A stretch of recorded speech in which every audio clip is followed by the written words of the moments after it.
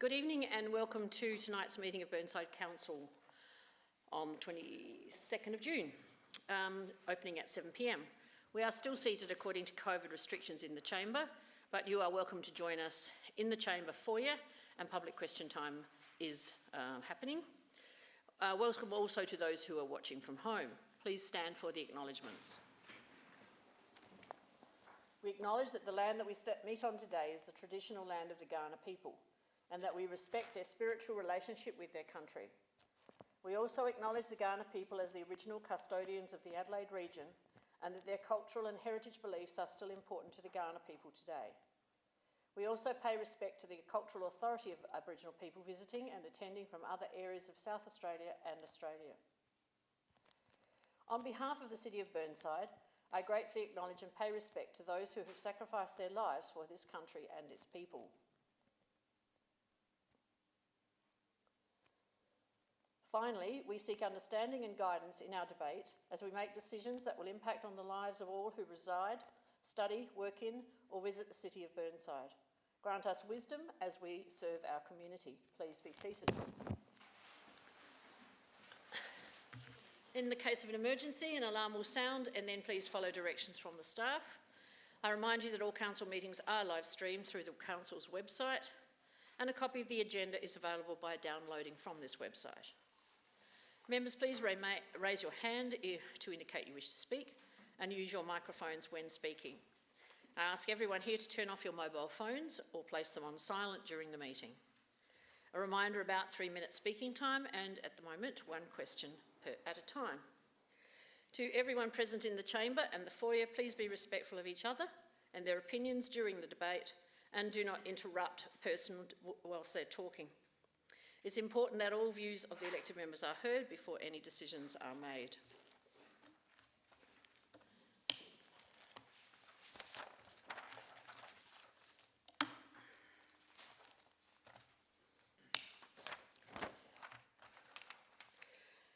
Now we have two apologies at this stage.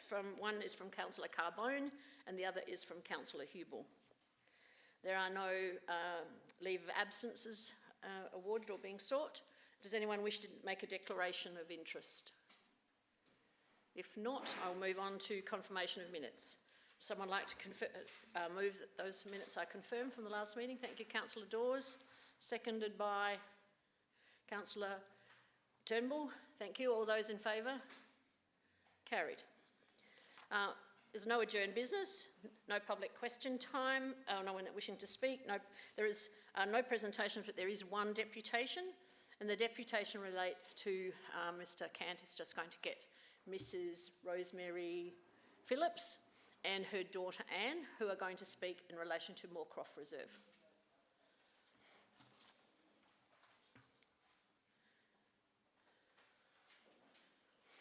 And they're going to occupy the seats where Councillor Carbone would normally be.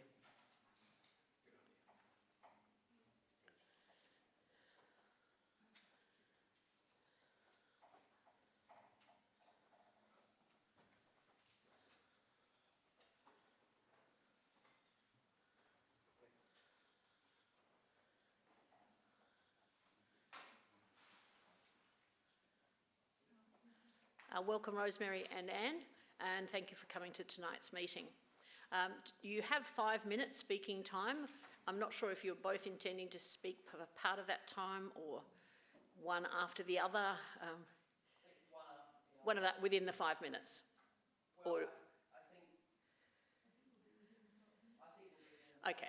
If necessary, I'll ask for the elected members to make a decision on that. So we'll go for the first 5 minutes, and you'll get a warning bell at 4 minutes. Right, if you could just please state your name and your suburb. You don't have to give full address. My name is Rosemary Phillips and I live at Burnside. And my name is Anne Phillips and I live at Cumberland Park. Well, first of all, thank you for giving me the opportunity to speak to you tonight about my property at 2 Moorcroft Court, Burnside. Moorcroft Court was established in 1970 when the original house Erindale was demolished and the land subdivided. In 1972 the lot was sold and in August of that year, architect's plans were drawn up for a dwelling on the site. My husband and I purchased the property from the original owners in 2000. The problem arises because my property backs onto Second Creek. At the time, we were told by the owners and the land agent concerned that a portion of land abutting Moorcroft Court was council land, but apart from that, the property boundary was Second Creek. Stupidly, in hindsight, we took this in good faith, particularly since a retaining wall and paving had been put in by the previous owners, and its beautifully landscaped garden was advertised as one of the main attractions of the property. The bulk of the area we knew to be council land was overgrown with rampant bamboo and papyrus, which we tried as best we could with considerable effort and expense to control. Last year, 50 years after the original subdivision, the council finally took steps to establish Moorcroft Reserve, cleared the area on the other side of the creek, and much to my relief got rid of the bamboo. However, in the course of the redevelopment, the area was surveyed, and I found to my horror that most of my garden was now claimed to be council land. To make matters worse, an addition to the house and also a small addition to the garage actually encroached on council land, even though plans for both these additions had been submitted to council in 2000 and 2006 and given council approval. Part of a stone edging to a garden bed was also claimed to be on council land. As a result, as it stands, my property is virtually unsaleable. I'm seeking to be allowed to purchase the area of land, 137 square metres, marked on the plan before you. I believe this represents a reasonable compromise. The area marked would still allow council access for necessary work. It's not an area suitable for pedestrian access, and there's a bitumen walking track on the opposite side of the creek.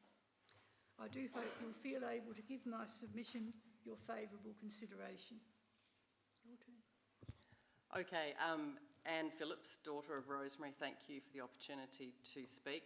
Mum, as she's said, has lived at Moorcroft Court for the last 21 years, and during that period the house and the surrounds have provided her with a great source of pleasure, especially the garden, to which she's consistently made improvements over the years, and these were always within the existing footprint of the land as she bought it. She's even gone to the extent of employing arborists to maintain tree health and what she understandably considered to be her backyard.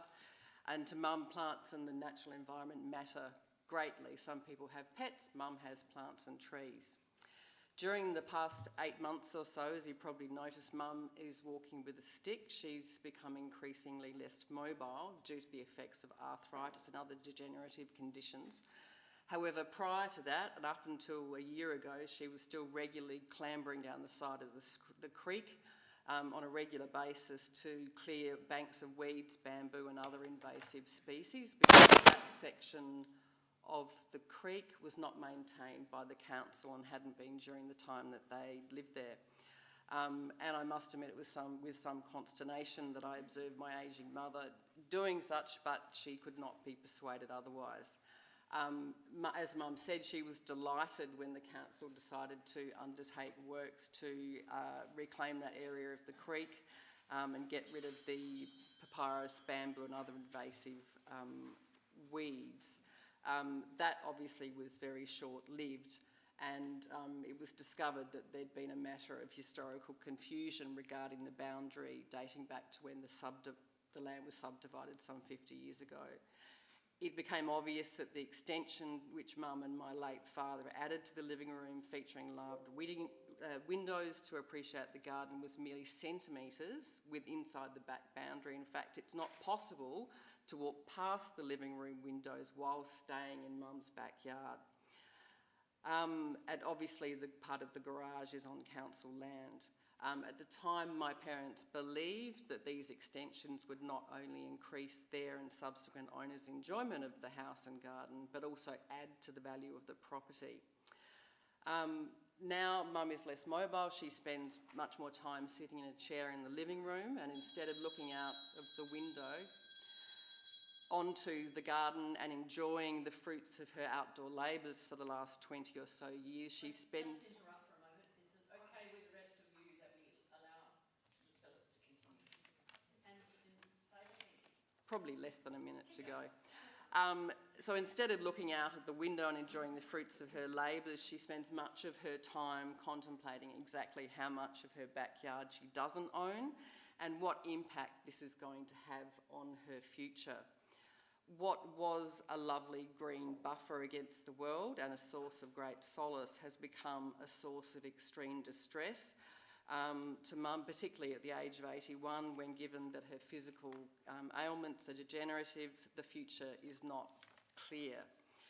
Since this issue has come to light, Mum has made every effort to find an amicable solution to the problem, meeting with council surveyors and staff, engaging her own surveyor to propose a new boundary which would suit all parties, and also offering to buy the portion of land in question.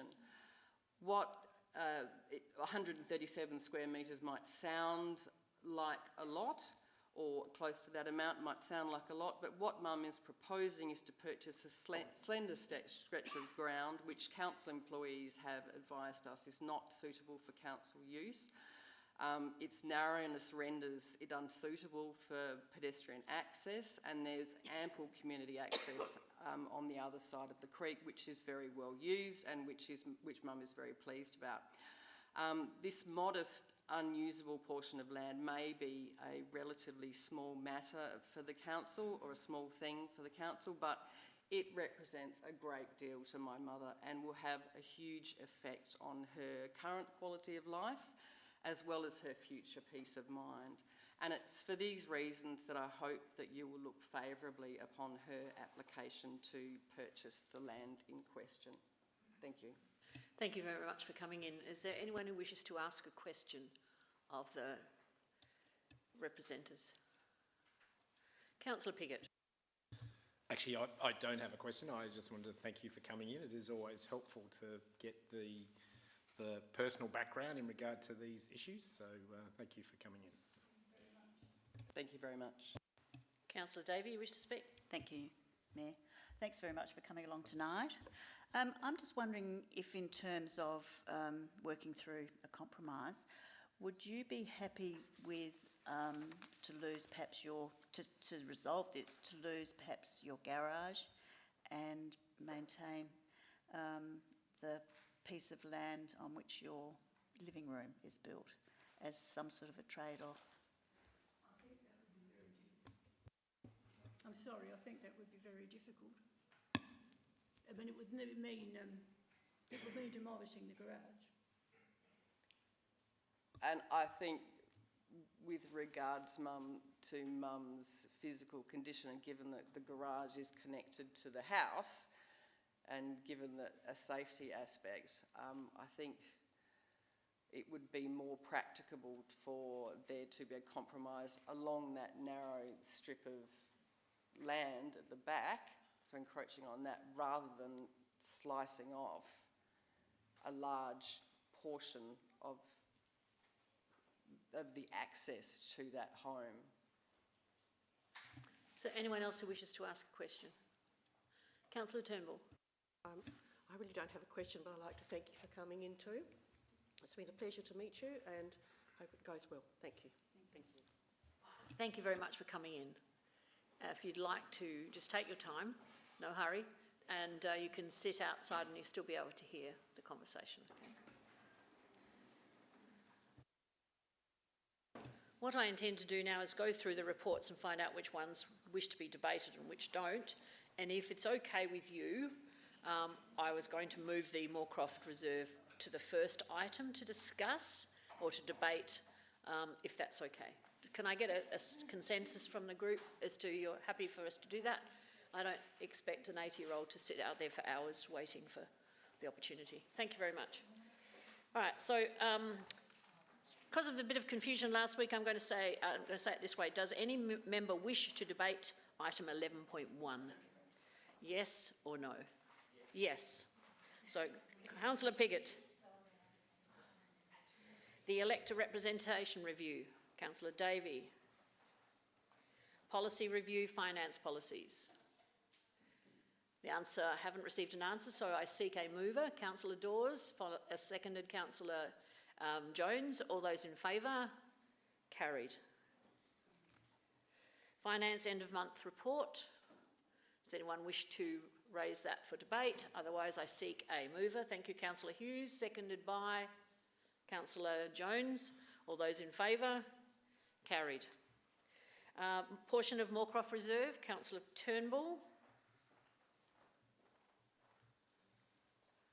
Department of Education, 11.6, Councillor Davey.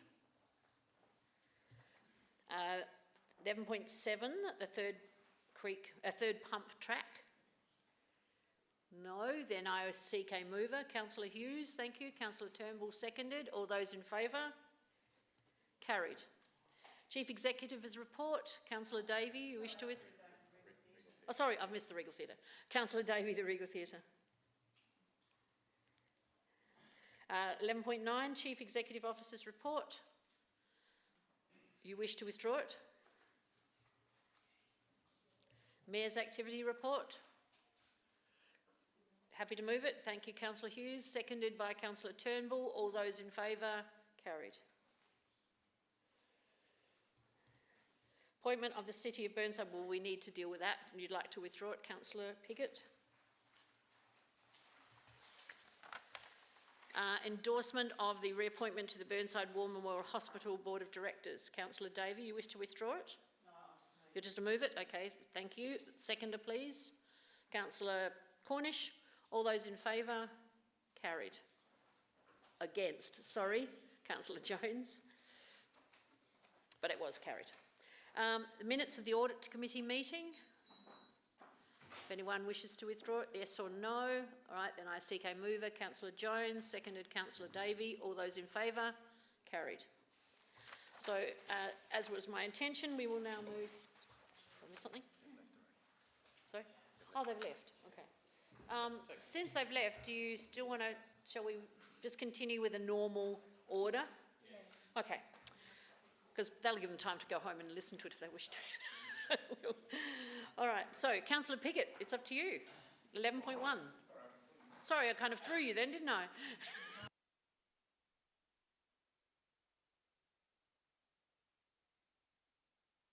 So, because they've left, we might as well just go revert to the normal. All right, budget night. How exciting. Sorry? For some? Oh, surely not. Surely all, Councillor Lemon. I'm excited. I'm excited because it's a good budget. It does a lot of things. Spends a lot of capital money to the benefit of the City of Burnside. It returns a projected $1 million in surplus, so we're tucking a little bit away towards the future. And it brings on the second consecutive nil increase. Actually, it's not an increase, I can't say that. Nil adjustment to rates for Burnside ratepayers in the last 2 years. Last year, it was sort of the flavour of the month, justifiably, because we were well in the middle of COVID, and it seemed the right thing to do, even if you couldn't afford it, I suspect, from local government. This year, what we've seen is that our colleagues have largely gone back to where they were, but we have actually maintained the fact that we are running this place to the extent that we can afford to continue to do what we want to do and what the ratepayers want us to do without an additional hit on the ratepayers. And so I think that is exciting. I did make a comment at the Audit Committee that I felt that the document actually talks about, you know, we're under siege here, but in spite of that, we're going to do another zero. I don't think that's the case. I think actually Burnside is in fantastic shape, and that's why we are able to put out a 0% increase to ratepayers. Big document, a lot of work's gone into it. It's incredible what has to happen to get a budget, but let's face it, we are a major organisation. And so that is as it should be. I would like to compliment the staff on the work that's been done on it, and I'd like to have your support in the motion to put it into law, and we'll start working on it. I seek a seconder. Councillor Lemon, do you wish to speak now or hold till later? I'm happy to speak now. I I also want to echo the sentiments of thanking the staff. To get us to this point, and also to have a 0% rate for this financial year, was a lot of hard work for our finance people, and they've done an exemplary job, not only in putting us through the workshops and looking at the different scenarios and modellings, but also going out to community consultation, gathering together all the information that came in. And may I say, our community consultation again was very successful, with a very, very good uptake of people giving us comments. I just think that in their hands we are in very, very good shape, and I'm pleased to be able to say that this annual business plan, budget and long-term financial plan is something we should all be proud of. Is there anyone else who wishes to speak?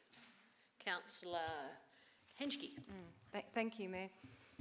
I did read the feedback from our residents, and there's a lot of positive feedback, but there are also some residents that were worried about debt, and we are increasing our debt, but that's not a dirty word. Debt's not a dirty word, according to the experts, and yeah, I just wanted to reflect on that, because we are increasing our debt, but that's all about intergenerational equity, thank you. So that's all workable. So I just wanted to, just discuss the feedback from residents that were worried about debt. Thank you. Councillor Davey. Thank you, Mayor. Yes, it's a fantastic document. And I'd like to thank Martin and Karishma and all the team for all the work they've done on the document to date. And our community, I think it's absolutely fantastic that we've had such a huge response, and there's so much interest and ownership from our community. I won't say much more other than to add that I endorse Councillor Henschke's comments that it is, I just have some slight reservations about the level of our debt. But as has been said already, we are a very well-run council. We've got a huge asset base, still got a lot of work to do, and we've made some pretty good investment to be able to do that. So I just hope we don't have any negatives or surprises in the next financial year. But thank you everyone for the budget to date. Councillor Cornish. Thank you, Worship. Yes, I fully support the motion as it stands. In terms of debt, it's sort of been brought up a bit, and I know it was in the commentary, but councils aren't like a house budget and shouldn't be treated like a house budget, is my number one point. The other point is, like, interest at the moment is the cheapest there's ever been to borrow money. On top of that, we're also getting a lot of money thrown at us to undertake a lot of capital projects, and that requires us to chip into those projects as well, which also means that we're actually saving a lot of money in the future when we would have to do those projects. So I'm just saying it's just a timing issue, and I think it's good that we're actually trying to get the debt as cheaply as we possibly can. So I'm quite comfortable with the level of debt that this council will be going into. So thank you. Is there anyone else who wishes to speak? Councillor Jones. I should speak since everyone's raising debt.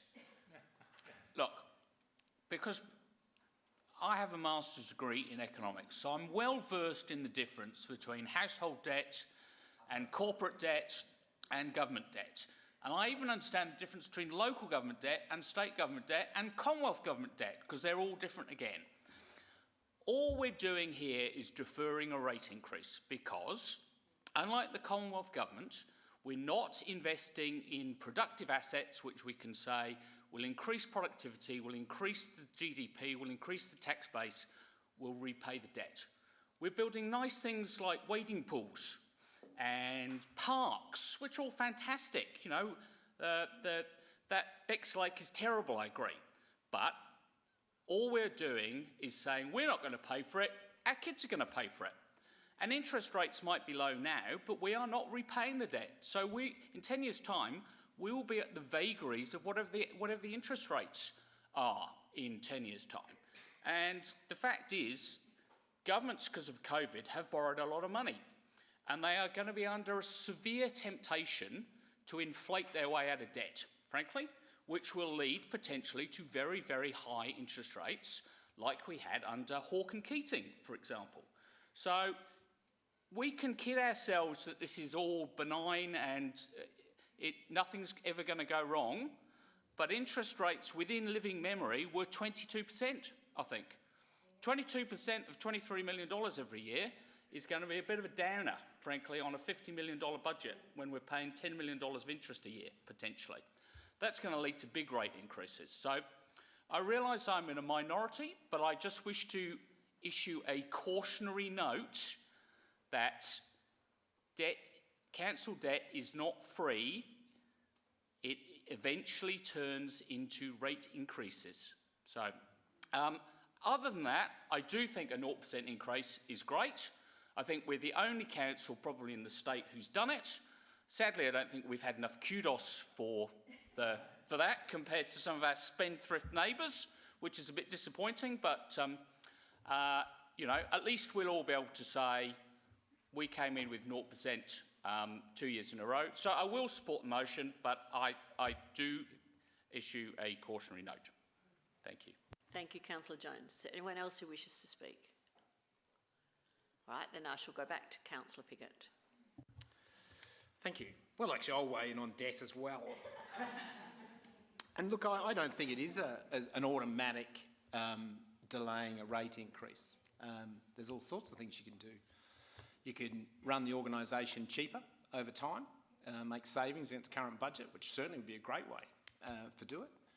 The thing about these almost scaremongering, actually, I feel, about debt is you never hear them when you're considering a community garden in Linden Park or the community centre in Dulwich. You never hear them then. Those go through and we spend the money. If we're really serious about reducing debt to our next generation, we stop spending the money. Plain and simple. Plain and simple. So, and in terms of how badly things are, yeah, look, I've heard stories of when it was 17 and 20%. I think I was still at school, so it is barely living memory. And that could happen again, but I think it's pretty unlikely. And the level of debt we've got in here in the long-term financial plan, I think, is in the low 20 million in an organisation that's generating 50 million in a year. And that is relevant. So I think it is only natural that people worry about debt, and we certainly can't let it get away. But we are, as Councillor Corner so eloquently put, in a time where money is incredibly cheap and we are being encouraged with the fact we're getting free money from other levels of government to put some of our own in and spend it to buy assets to the benefit of the people of Burnside. So I feel actually that it isn't an appropriate thing to take the shine off this budget to talk about debt. This organisation is in very good condition. And the final thing I'd like to say is I'd just like to comment on the exceptional timing and planning of Karishma, that she could deliver an annual business plan barely weeks before she delivers another child. And I thank her for that. Councillor Piggott, you've stolen my thunder. I was going... It's okay. I was going to say, first of all, though, that this budget, when we vote on it, does require us to all make sure we use our restraint and we don't put in additional over-the-top, above the budgeted item requests and demands through the course of the year. And I was also going to say congratulations to Karishma. Thank her for her contribution to all the work that's been done and wish her well, because she does go on leave tomorrow, is her first day. And I did mention to her the other day that somebody else did the same thing and had the baby the very next day, but she hopes that that will not happen. So we do wish her well, and I'd like to give her another thanks. And I know belatedly I'll now put it to the vote. Those in favour? Those against? Carried. The next one is portion of, elector representation review. Councillor Davis. Thank you, Mayor Monso. I just have a slightly amended motion that I didn't have a chance to put through. could I just amend it slightly and delete that and just put Council 1, receives and notes the representation review report, attachment A, and delete which approves that. And then a new 2, Council recommends that after due consideration, then make 1.1, 2.1, and just name those accordingly, number those accordingly, thank you.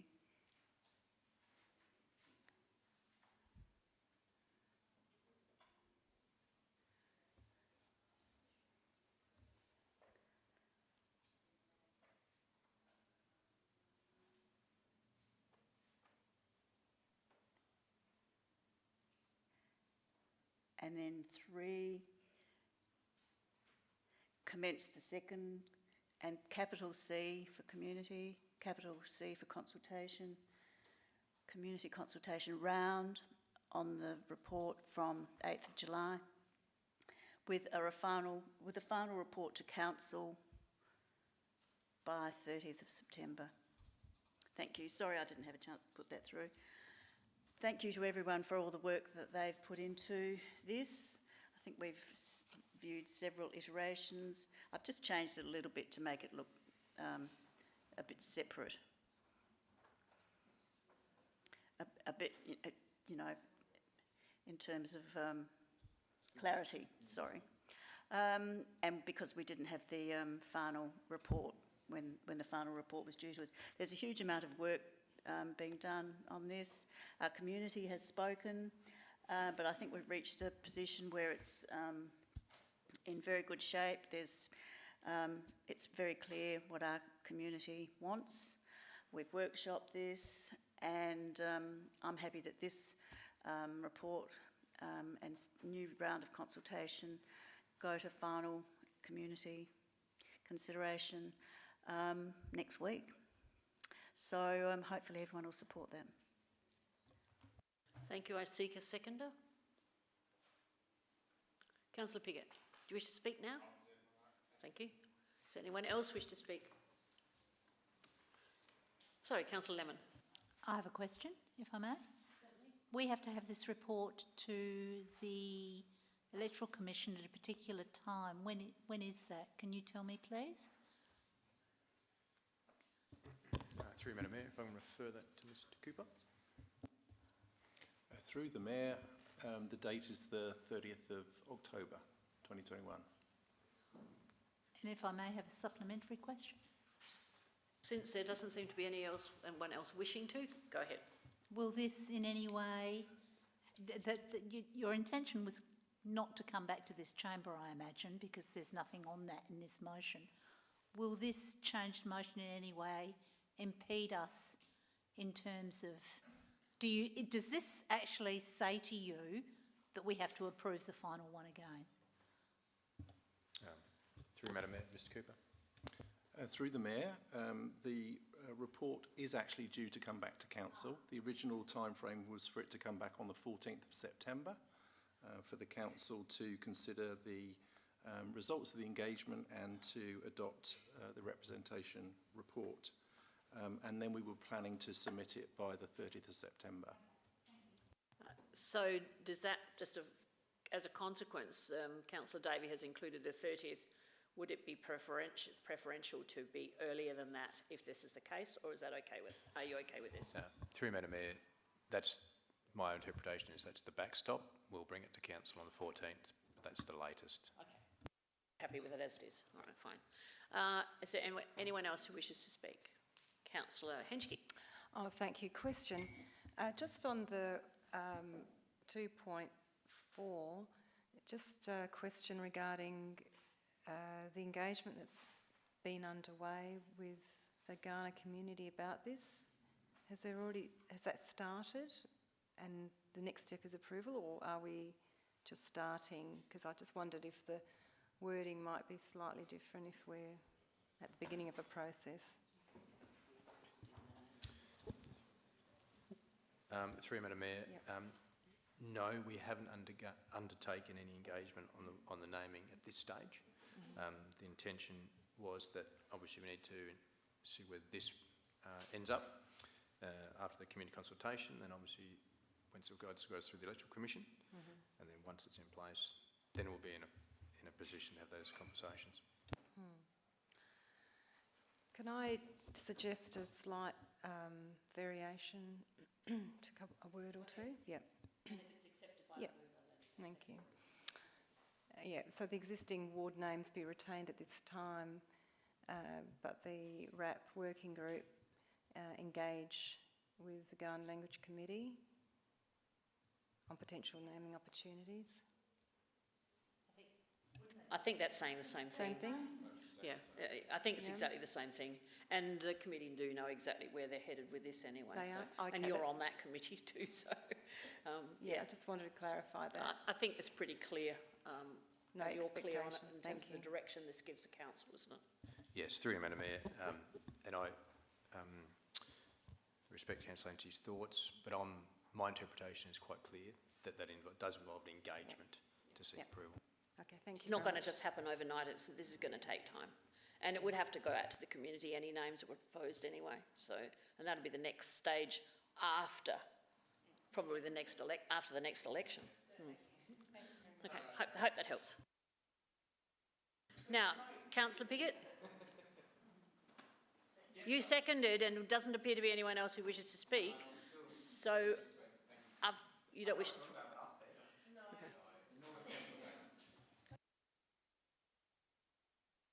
Go back to Councillor Davey, I think it was, that started. Yes.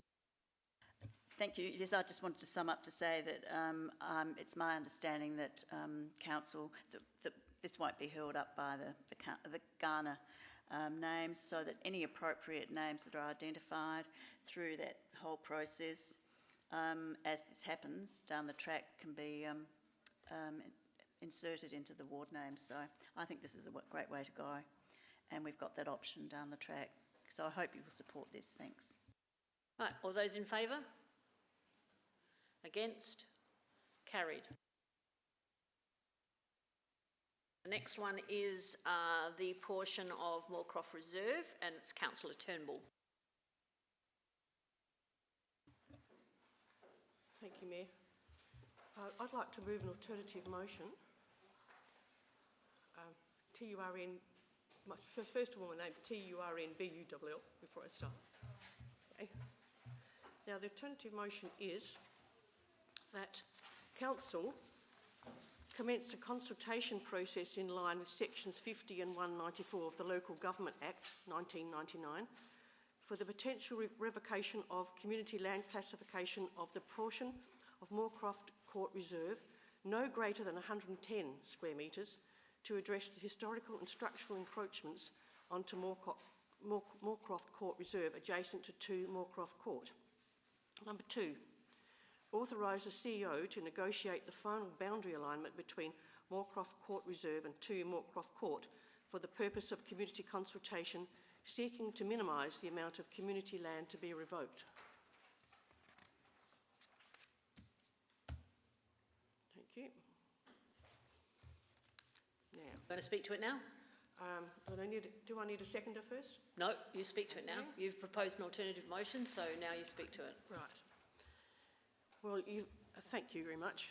Elected members, you've heard the deputation from Mrs Phillips, who lives at 2 Moorcroft Avenue and has since 2000, when she and her husband purchased the property. The garden had been planted by the previous owner, and Mr and Mrs Phillips continued to develop the garden, but there was no boundary fence adjacent to the creek. The only boundary fence is on the eastern boundary between number 2 and number 4 Moorcroft. In December 2000, Mr and Mrs Phillips carried out extensions to the house which were approved by the Burnside Council. January 2006, a further extension to the garage was also approved by the Burnside Council. The Burnside Council and the residents did not know that the extensions were partly on the council land. Mrs Phillips would now like to purchase the land and is willing to pay market value and costs. I'm usually against selling council land, but I do remember when a piece of land was sold to unaware owners because part of their pool of their deck were on it. That was up in Waterfall Gully. The situation at Moorcroft is different in that part of the actual house and garage are on council land.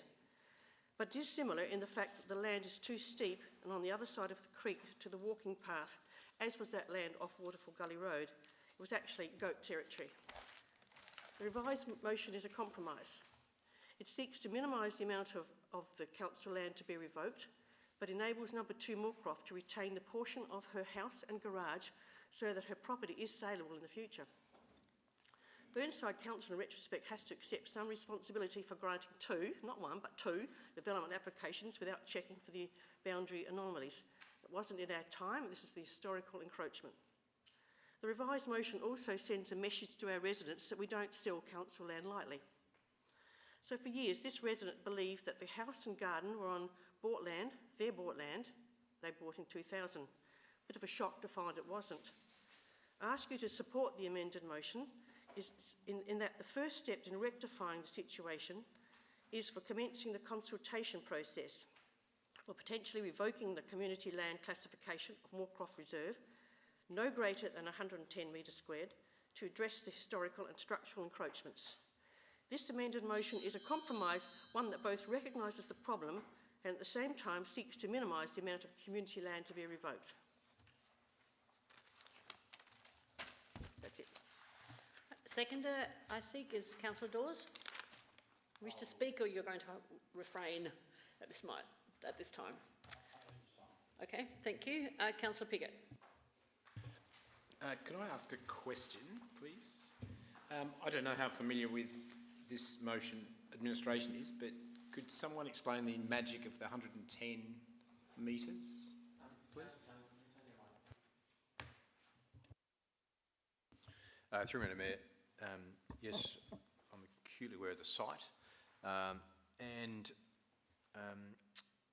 having regard for some of the challenges with dealing with selling community land, I turned my mind to what could be the minimum that would be required to achieve an outcome.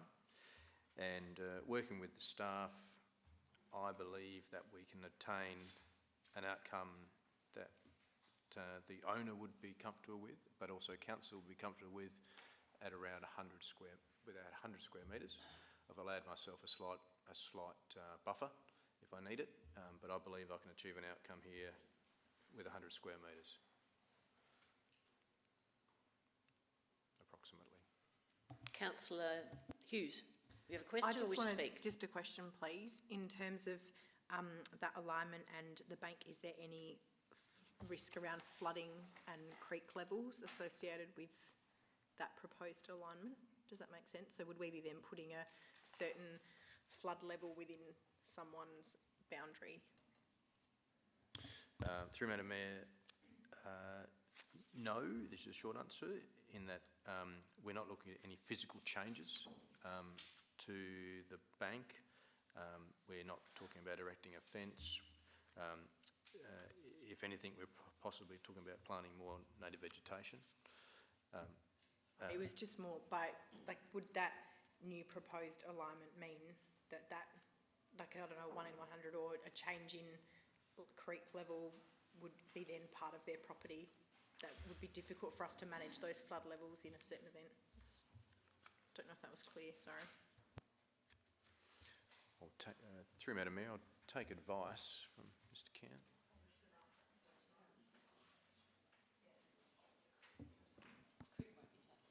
Through the chair, no is the straightforward answer on that. The area they're looking at purchasing is all on the same level as the current property.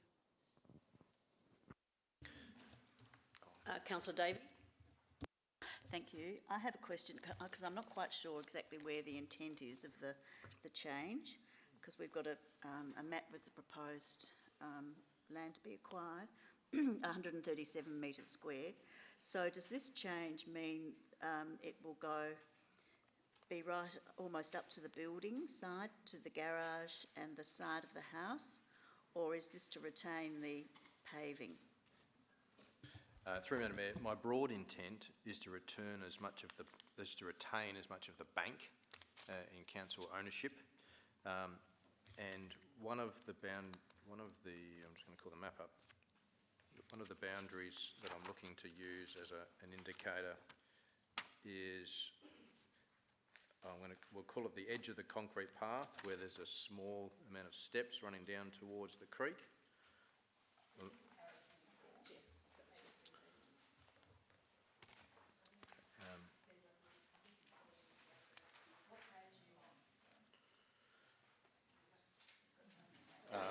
I'm on page, it's not numbered.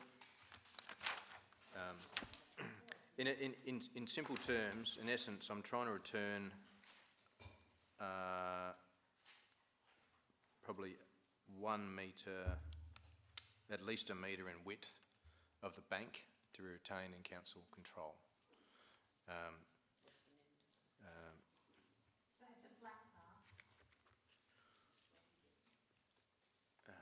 How do I do this?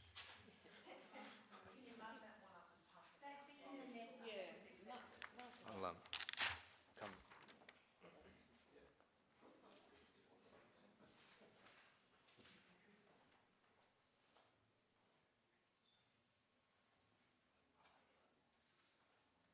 Doing this, we can potentially improve the visual amenity along the creek bed without, and still allow the property to purchase, or the property owner to purchase a little less than is actually required or actually needed.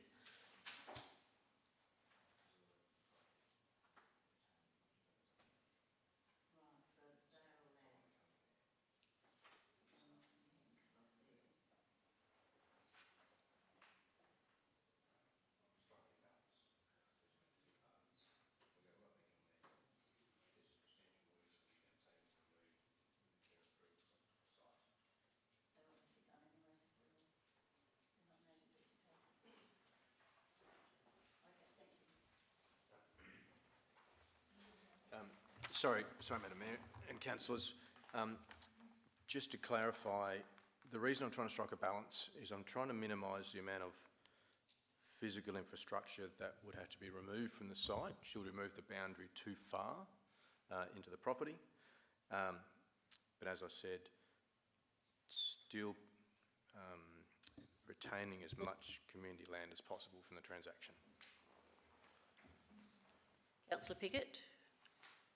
So can I just confirm your proposed plan you've got there? Does that, that would maintain all structures on the residents' property? They would not need to change anything that they currently have on council land?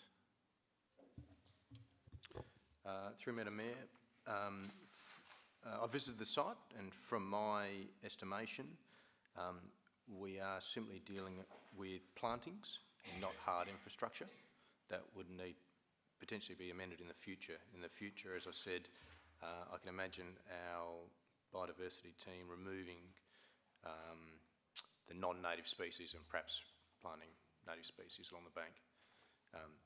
But from what I can gather with my calculations, there's no physical infrastructure that would need to be moved to achieve the outcome. Councillor Davey, I think you had your hand up before, and then it's Councillor Lemon. Thank you.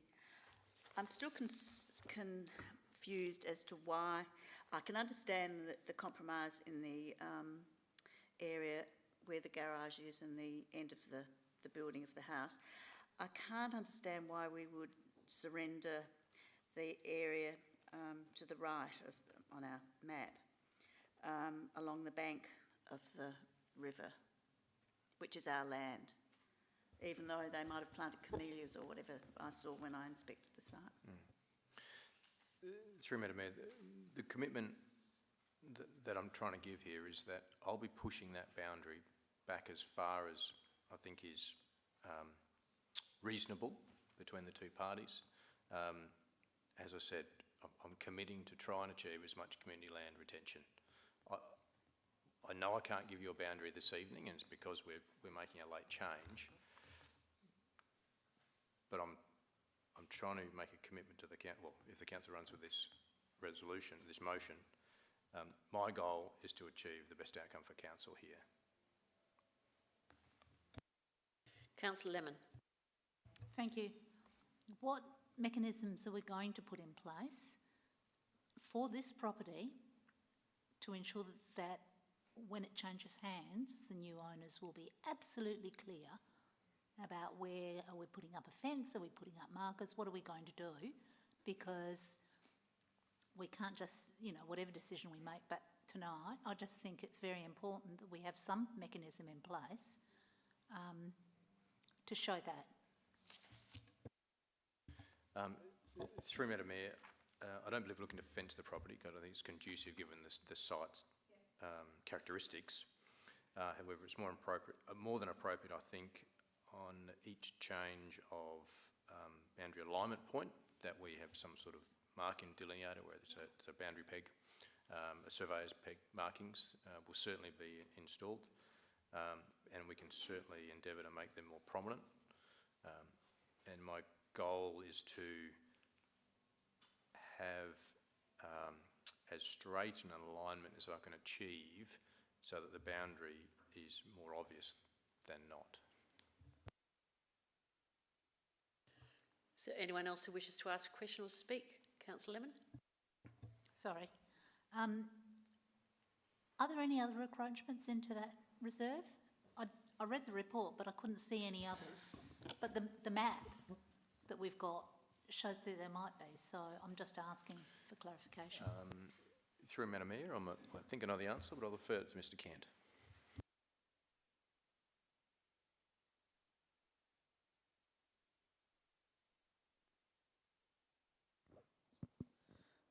Through the chair, that was the only material encroachment found through the survey.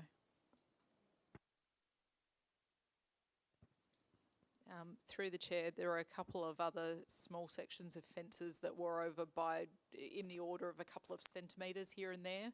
So technically, yes, but very minor, and the effort and cost to move them for the sake of a few centimetres here and there was not considered material. This was the only material one that was found.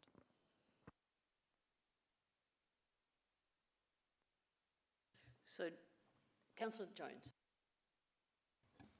Can you tell me what the market value of the land is, please? Similar to the McKenna Reserve land? Through me, can I refer that to Mr Kent?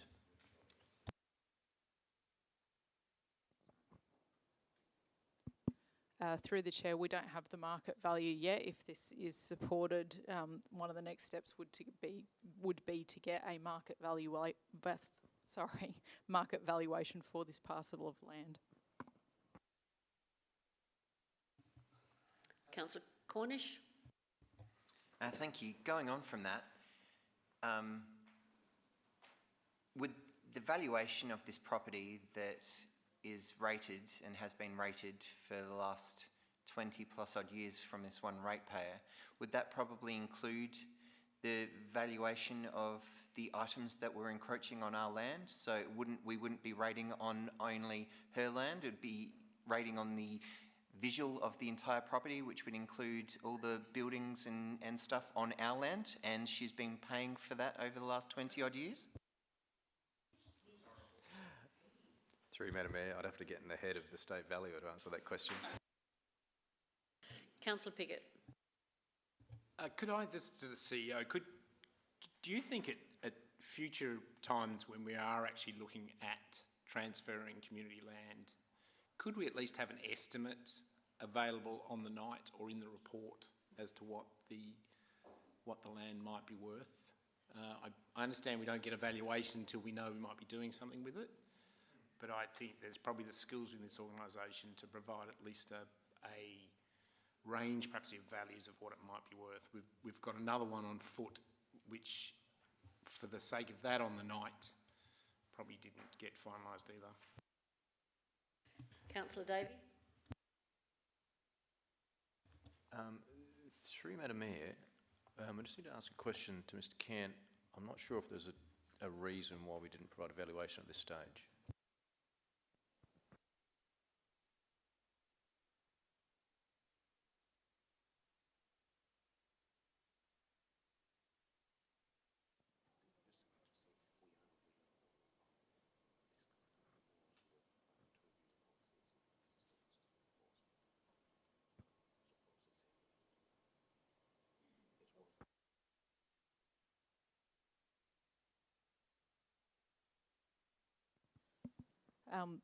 Through the chair, the current approach is that the person looking to purchase the land actually pays all the costs associated with obtaining valuations and that sort of thing. Because that's the case, it's normally waits until council has made a commitment to do some sort of community consultation, because if they're not looking in any way, shape or form to do something with it, that would be a sunk cost. If we were to obtain valuations before this point, council would then be wearing the cost of obtaining those valuations. So that's why it's gone through this process to date.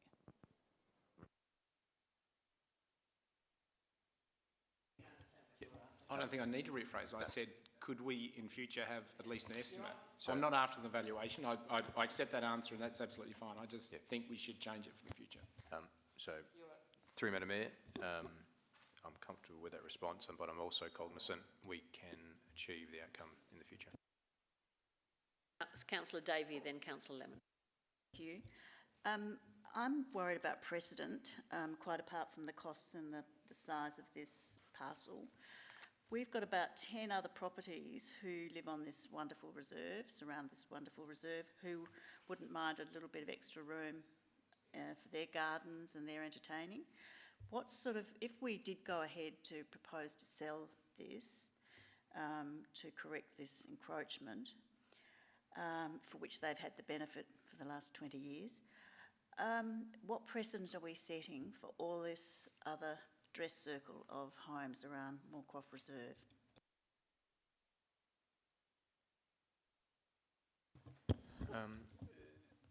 Through you, Madam Mayor, I think every situation we come across is unique by its nature. I don't believe we're setting a precedent. If we think back to the last few decisions and conversations we've had in council, I think this council's made a very strong stance that it's not going to tolerate blatant encroachment onto its reserves as a general land grab. From the commentary we heard tonight, if we take it on face value, there was a construction that was purchased without the knowledge of the purchaser. And in essence, she's correct. She needs to achieve an outcome here, so her house is worth something.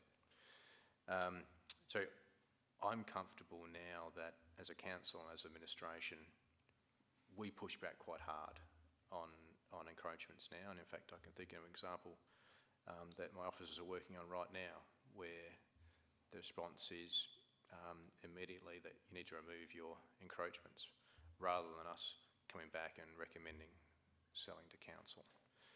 So I'm very comfortable this is not setting a precedent, as long as we're vigilant and each is determined on its own merits. Councillor Lemon. Thank you. This is a question that follows on almost exactly from the previous one. Given that you're going to do community consultation, and I'm assuming you're going to do that with immediate neighbours, and given that we've already been informed that there's been centimetre fences that are minimally on our land, will you then have a policy in place for when the neighbours may want to buy a foot here and a foot there, given that, are you going to say to the neighbours you can't? You know, what's the story with the neighbours who may well, and quite rightly say, you've sold this lady a piece of land so her lounge room is actually now hers again. Why can't we have an extra 2 feet at the bottom of our garden? Through Madam Mayor, I think the facts of this case are unique in that we're talking about the structure of a the residence, which we're trying to address. I feel quite comfortable that if we have people approaching us to move, to gain essentially garden space due to the inappropriate placement of a fence, that this council would push back and say, sorry, that's not going to happen. You need to, if that alignment's wrong, we expect it to be remedied. Having said that, the alignments are wrong. Yep, so just the extension of that comment is that if we go across the city of Burnside, and I think we'd probably look at most properties, sorry, not most, there would be a large number of properties where the alignments are centimetres out, between 1 and 5 per se, and they're having no material impact on the enjoyment of our reserves or where people's houses are placed. I'm not sure it's the best use of a resource at the minute to go look at improving those minor encroachments. I think we should focus our energies on the obvious and blatant encroachments. Councillor Cornish, you are next. Thank you, Worship. Just a question, I suppose, in terms of the development side of things. Obviously, back in 2000, we didn't do any checking. It's come up a few times. I think we were doing it ourselves, but now there's the online portal for development. Is it a standard now that we actually check against the land holding and the land title rather than just believe what people put in and make these assumptions that our property goes to the creek line? Yeah, no, thank you, Madam Mayor. I'll just seek some guidance from Mr. Cooper.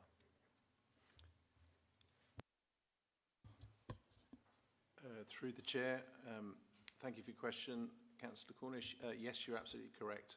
We do those checks now. Historically, we have found some issues with this, and it's absolutely imperative any approvals that we provide currently and in the recent past are in accordance with the titles of the land. So yes, that's the case. Councillor Jones. This is a follow-on from Councillor Lemon's question, so I may be preempting her. What's the actual area of building that's encroaching that they want to purchase, and what's the area that is currently garden that they want to purchase? Through Madam Mayor, I'll refer it to Mr. Cant.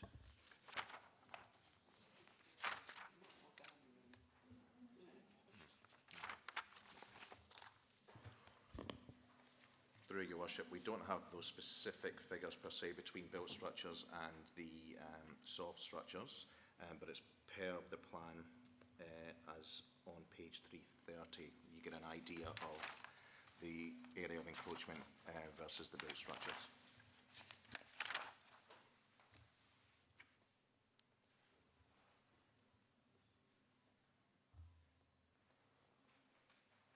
If you look at that big map, it's very minimal, the amount of building. Very minimal. Councillor Pickett, speak or question? Thank you. You haven't said that to me too many times in the last 11 years. No, we've had about 15 questions. I'm glad somebody's... No, I understand. Look, yes, I will speak to this. And I will speak in favour of the motion. I feel that what we've faced here is a situation of history, in truth. We've got a resident who does need to sort something out and doesn't want to demolish their existing home, or even their garden, actually, is the position they've taken. It's again an area of council community land that, until it came to us tonight, not many people in the city of Burnside knew it existed, or certainly enjoyed it in any way. So I feel that as a principle, I don't think we're creating a precedent. We are, yes, so okay, we're creating a precedent for the next 81-year-old woman who's been in a house for the last 20 years on a boundary that she felt in all good faith was actually hers, and has now found out it's not, and is now willing to put her hand in the pocket to sort it out financially. And I think that's actually quite a good precedent. I don't think it creates one beyond that in terms of everybody else on the reserve. What we've been put here is different from obviously what they put and what was in the report, and I see that is a good way to go. I do congratulate the Chief Executive to recognise that we're not just going to necessarily sign it over, and we are going to put some time into, I hope, largely maintain the resident's property in her hands, or at least what she felt was her property in her hands, assuming she's willing to pay for it, and that certainly seems to be the case. So I think I read the report and I felt that, and we get a lot of these, and I do understand the principles, but equally we have to understand this woman is a resident, is a neighbour, and she wants to sort it out. It's not like she's coming here and hitting us with a baseball bat, it's your fault, etc., etc. She's respectfully asked, can we do this? I'm willing to pay the money. And so I think that should be respected. If you can get it done with 110 or even 100, that's great. I feel she might need to take some garden out perhaps, but she certainly shouldn't take any garages out. I think that would be totally unreasonable, and I don't think it would have the support of many, if any, of the residents of the city of Burnside. So I actually support this motion. I think it's got to a good place, and I will vote for it. Councillor Dawes, you had your hand up next. You wish to speak as the seconder now? Yes, I do. Or you have another question? No. I've listened very intently to the debate tonight. I asked all councillors just to turn to page 338 because I think that's the best photo that we can refer to. Now, I'll just look at 338, but before I refer to that, I liked Anne, the daughter of Rosemary. She talked about historical confusion, which is what Councillor Pickett was talking about just a moment ago. You know, there were past planning errors on behalf of Burnside Council, which we also must recognise. So Councillors Turnbull and I are seeking a further compromise with the help of the CEO here. So I just want to make that point very, very clear. There's always going to be a challenge with community land. I do understand that. But I have faith in our CEO in achieving the best outcome for this council. Now, if you look at what the CEO has already said, he's saying we want to take back as much as we can beyond the bank. Now, going back to the photo, you will see in the middle of the photo there are some steps there. Where the steps end is where the bank starts. If you go to your diagram, the big diagram on your desk tonight, you will see the steps coming down towards the bank. Right, so two thin black lines. What the CEO is trying to do is say we want to retain more of the land beyond the bank as much as we can possibly. He thinks it can be between 100 and 110. It may even be less than that. And in place of that vegetation, because that's not native as you will see there, we want to plant native vegetation. And so it looked quite good. And I think I do agree, I think a little bit with what Councillor Lemon said earlier. I do believe that for the future we should recommend a small fence there where the new boundary is, rather than just those survey pegs.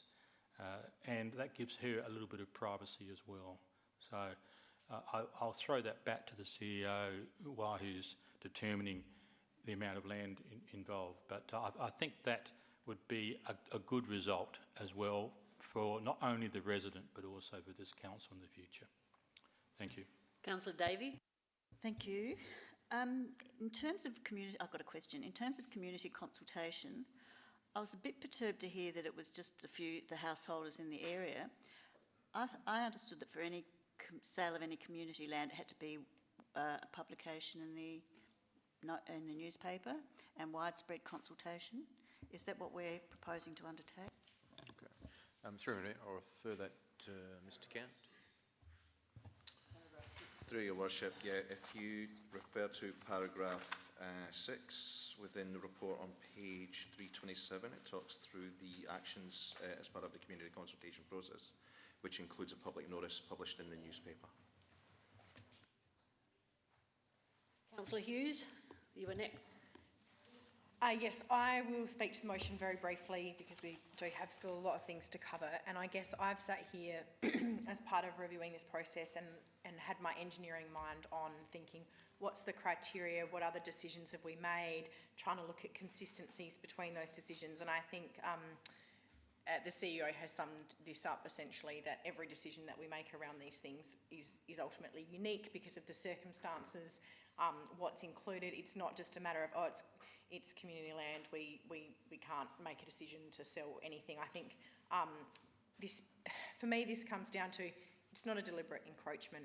Council did approve these plans, and I think if I was a resident sitting in this house thinking, I've spent the last 20 years thinking that that's my land, I would be upset, and I would want council to come to a reasonable compromise. And I think Councillor Turnbull and Councillor Dawes have obviously worked with the staff and this resident to try and come up with something that would meet this resident's needs, but also council's needs as a whole. So for me, I guess one of the key things is this isn't just a shed or a pergola or a fence that can easily be moved. This is actually someone's house. And yes, potentially, you know, it's the responsibility of a landowner to go out and get a survey and do all of those things and understand where their boundaries are. But I think, you know, perhaps 20 odd years ago, in terms of surveys and level of accuracy, that process perhaps wasn't followed. So I think, you know, going through my mind, thinking about the eastward decision that we've made, Beulah Park, Waterfall Gully, and trying to find consistencies, I think it's perhaps not worthwhile doing, because each site that we look at is going to be unique and have differences, such as, you know, land that's inaccessible, construction that's been approved by a council, whether the land's landlocked. So I think, for me, I think this is a fair compromise, so I thank them for the work that they've done. Councillor Cornish. Thank you, Worship. Just a question of the administration, if I can.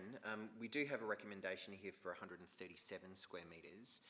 How much time and effort went into negotiating with the resident about that 137? Like, we heard that it was some time from the deputation tonight, and I'm just querying about the amount of time and effort gone into that, and that we're changing it on the spot.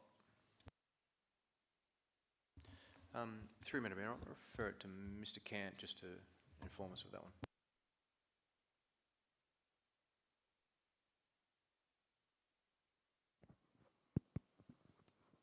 Through the chair, the proposal, the resident engaged their own surveyor to come up with what would appear to be a reasonable boundary proposal from their perspective, which is what came back in front of us. I think some of the intent was around trying to maintain relatively straight boundary lines so that we don't end up with similar issues in the future where someone's got a funny boundary line, and looking at following the natural contour of the creek for that reason as well. So minimal, but taking into account those factors too. Councillor Jones. I got a question about paragraph 42 on page 332, which is where we're discussing the lease or licence option. Now, so the report says there's no long-term benefit to council of, say, offering a 42-year licence over the property, but wouldn't there be a benefit to us of saying, you can have a licence for 42 years, which would probably see her out, you would think, you know, not to get into Councillor Carbone territory, but then if somebody came in and wanted to demolish, we'd say, well, that's okay, but we'll just take our land back. And then she's got the secure enjoyment of her property, she can sell it, and eventually we can get our land. Wouldn't that be a good alternative? Through Madam Mayor, there's a couple of things to consider. If you were looking to purchase that house to reside in, the bank's not going to lend you money on a property that has only a 42-year lease.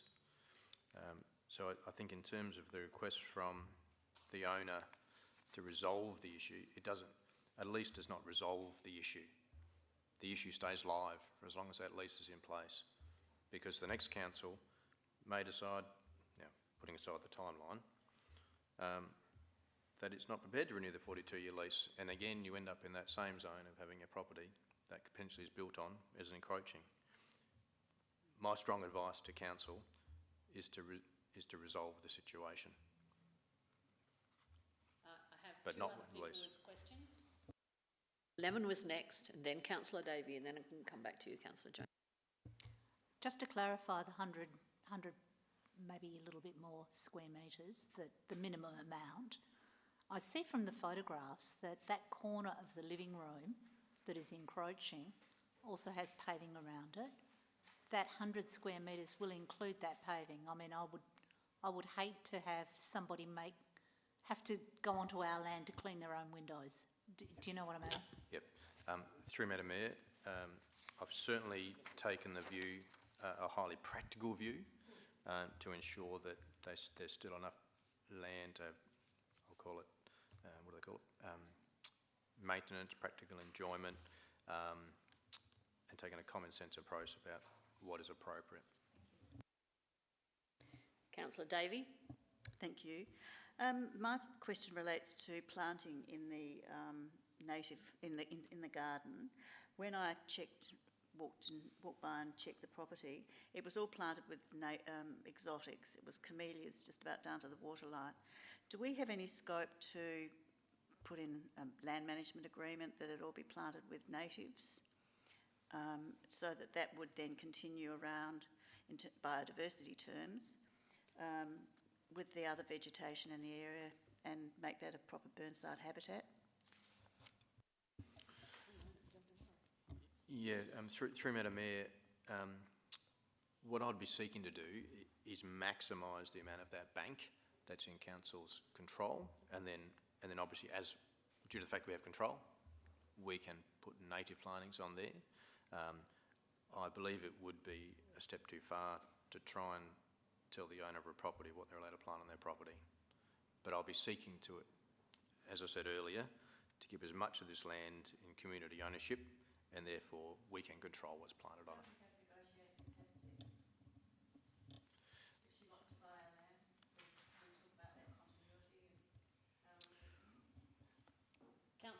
Councillor Lemon's got the next question, then we can come back.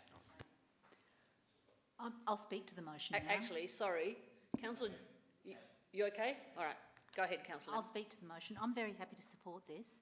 I think it's all very well for us to talk about the future and talk about native plantings in the creek bed and talk about somebody ripping up their camellia trees, but I do remember when this woman sat next to me and spoke of her home, and it has been her home for the last 20 years, and the garden has been her life until very recent times. I would not have it in my heart to ask that lady to rip up her camellia trees. Thank you very much. And I don't think we should even be thinking of doing something like that. This is someone that, and if you look at the photographs, she'll be sitting in a chair in that sunny spot in her living room, looking out on her life's work, which has been her garden. And I think she should have the opportunity to enjoy that, given that that is her land behind her paving. It mightn't be as much as she thought it was, but at least it's her land, and she can do it without stress, without anxiety, and without the upheaval and grief that it would cause her if we then said, well, you know, we're going to let you buy this much and we're going to rip up all your camellias that you've been nurturing for the last 20 years. Oh, I can't be party to that, I'm afraid. I think this is a very good motion, and I think we can just very quietly, respectfully and with dedication get on with our job as Burnside Council without upsetting our elderly residents. Now, I'm just going to re-invite Councillor Jones. Did you still want to ask a question? Are you okay? And Councillor Davey, did you still wish to ask a question? Well, it was just again about the native vegetation and how we would incorporate that, which, having looked at the site, I think is a quite reasonable request. I note that there are actually 2 trees that have been cut down to facilitate this view on this property when I went and inspected it. So this is all about give and take. I certainly take on board that this is an elderly lady who wants to make her home nice and enjoy her residence. But I think it's an entirely reasonable proposition that if we are going to sell her we're proposing to sell her some of our community land, that we can have some say about the species that are planted there on that bank, which I would imagine prevents erosion. Through Madam Mayor, my thoughts on that are I wouldn't recommend council taking that approach. I think it's more than appropriate for us to control the plantings on our site. But given this circumstance, I would not be recommending council look to even enter a negotiation around that. I just don't think it's appropriate in this case. Councillor Hughes, you wish to ask a question? I just have a question. I'm just wondering if staff could please confirm whether those trees were removed as part of the clean-up of the creek. That's actually part of my potential running loop when I get out and about, and I have noticed the work that's been done. I just wanted you to confirm that that was us that removed those trees. Through your worship, without knowing this site and the trees that Councillor Davey was referring to, I wouldn't be able to say for certainty. However, we have done a significant amount of work and clearing and replanting throughout that reserve, so there's a very real chance that it was. In any case, it's her land, or it was under her belief, and it had been approved by council it was her land, and it's not neither a significant or regulated trees, and that sort of thing is happening everywhere in Burnside. All right. Is there anyone else who wishes to speak at this point in time, or can I return to Councillor Turnbull to summarise? Well, thank you for thank you, Councillor. A robust debate. But I must say thank you to Councillor Hughes, but full credit to our CEO for this fair and reasonable compromise. It was his work, and I don't want to take his credit. No. I actually think we as a council have an obligation to sort this problem out, this historic problem. Not only one development approval, but two. So this amended motion seeks to do this with a minimal loss of land. There's not really much more to say. I think it'd be anyone's nightmare to wake up and find that part of your house and garage was on council land, and for 21 years you didn't know. So she wants to pay. She's quite happy to pay for all the costs, or for the land, probably for the fence when she knows about it. She really wants to pay and to sort this out while she can. So, a good point about the native planting, but that actual reserve has heaps of non-natives in it. It's got Tacoma, ivy, you name it. And that's going to be a slow process to get rid of all that. There's a pet cemetery in there, for heavens, all that sort of stuff. So, I do thank you for the good compromise, and I hope that you'll support this amended motion. Thank you. Those in favour? Those against? Carried.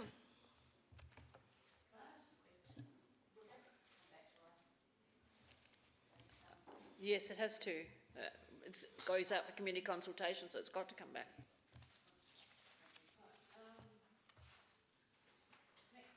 Next one is the Councillor Davey again. No, yes, it is. Department of Education proposed kindergarten leases. Your Worship, could I butt in? Yes, you need to conflict. I do need to declare a conflict of interest under the now new Section 73 of the Local Government Act, as I'm an employee of the Department for Education. I do note that the recommendation is only with the Minister for Education, which is legally considered slightly different, but I believe in this instance it's probably one and the same, so I will vacate the chamber and let you deal with this. Thank you, Councillor Cornish.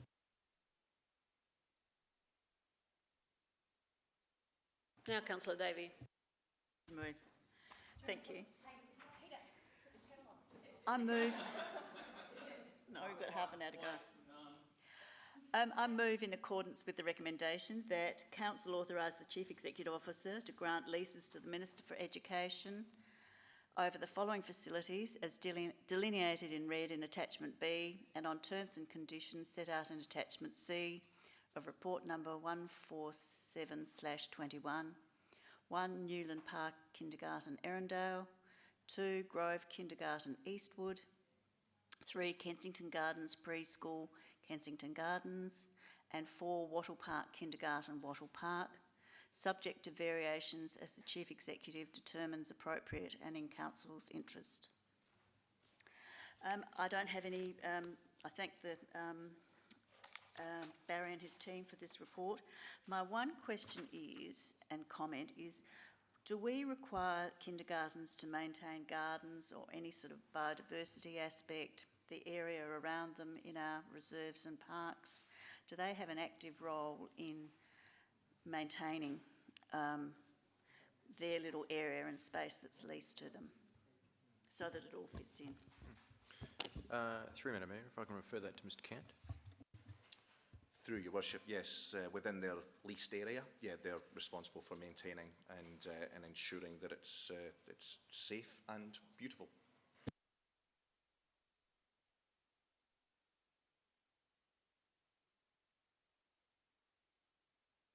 I think again, they're leasing the land, but it's their garden, and I know I've been to all of those kindergartens, and they're very diverse, and they all have native plants in them, but the diversity, I don't think you could actually pin people down to keep it all with native plants, because it depends on the nature of the play and the space. You know, you can't compare some of these kindergartens in terms of their size and perhaps their soil as well. Councillor Henschke, you wish to second it? Well, before I do, though, can I ask a question? No, second it first and then Okay, yep. agree that you're seconding and then you can ask questions. Yep, thank you. Thank you. So, thank you, Mayor. These may not well be, sorry, I missed that someone didn't second it. But these are not all the kindergartens in the city of Burnside, because the Rose Park kindergarten isn't there. Is there a reason for that one not being there and the others? I guess it might have been timing or something of the leases. Thank you. Through Madam Mayor, I'll refer that to Mr Cant.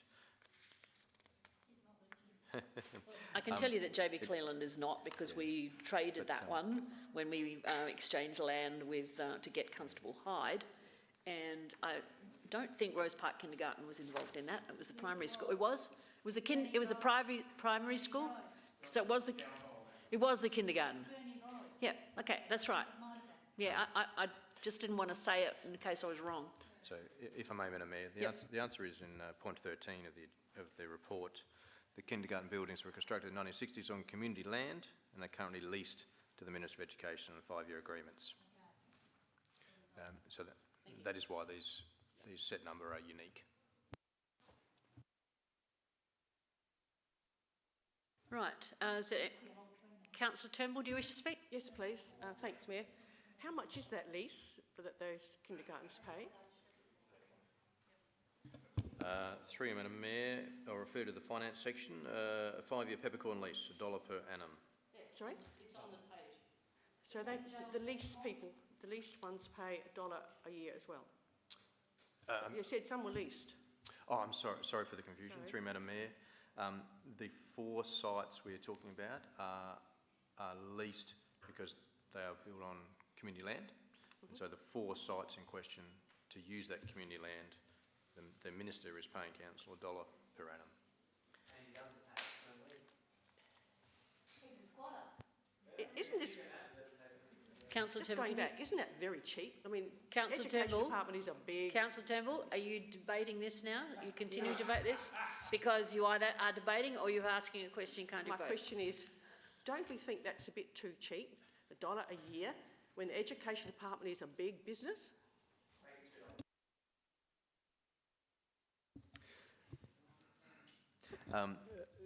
Through you, Madam Mayor, I think the way to view this one is more around the community benefit that comes from our community having use of these facilities. I probably don't want to enter the debate whether $1's good. I was just going to say, we own the land, they maintain it, they maintain the building, they maintain the facilities inside the building, they maintain the gardens, and they provide a brilliant service for our community. And these 4 kindergartens, plus the others that are not named on this list, should not ever be forgotten how important they are to the young people and the parents in this city. So it is a small amount. If we had the opportunity again to transfer land like we did with Constable Hyde, then again that opportunity could arise in the future, but we certainly wouldn't want to put into any position where the land was, where the facility did not happen because of it. Yes, Councillor. Wish to speak or ask the debate? Okay. Yes, Councillor Henry Davis. And the other thing is they're state owned, so I mean they're there to provide a service. It's like you know, a lot of these things where you have exemptions over hospitals and stuff like that. And so I know the Kenzie Guns kindergarten is loved by the community, and so many people send their kids there. And so to me, it's, look, we could take the land back and open it up for community use, but in many ways it is community use. It already is community use because it's a public preschool, so it makes perfect sense to me that we would charge it for $1 at a nominal rate. Sorry, the CEO wants to respond. Through me, just as a contextual thought, for example, the dog park that is state government land that we're allowed use of, we currently don't pay any rent to the government for use of that land. So in a lot of ways, we are the beneficiaries at times of this kind of arrangement when it works the other way as well. I don't want to get dragged into the debate, but I was just going to make a point that ultimately we are a function of the state government. The state government run the kindergartens. It's robbing Peter to pay Paul if we want to charge them more money. It makes, do you know, like it swings and roundabouts. So I don't have an issue with the lease. I think it's good to clear the matter up and give them that full site lease, so they're responsible for the whole boundary. Right, is there anyone else who wishes to speak? Otherwise, I'd like to go back to the mover or put the motion. Thank you. I just want to say that these are wonderful kindergartens and they're all a great asset to our community, looking after and caring for our young and educating our youth. I'm just very keen to see that we include in our leases that they contribute, and it's wonderful education for the kids, for them to be contributing to the biodiversity of our areas. They're all located in reserves, so I think it's great if they can be working to contribute to that. And the other issue is, when we were while Councillor Hughes is absolutely right about state government and local government being so interconnected, when we were doing the negotiations to acquire Constable Hyde Memorial Garden from the Education Department, we had to do lots of swapping and negotiating about our kindergartens. So there's all a very finely tuned system and discussions and everything that went into place to deal with our leases and our arrangements in that regard. So I think it works very well. I just pulled this to make that point about the biodiversity and native plantings, and I hope you'll support it. Right, all those in favour? Against? Carry. The next one is Regal Theatre, which is Councillor Davey. Thank you. Hopefully we'll get this done. Thank you. I'll just move a slightly alternative motion.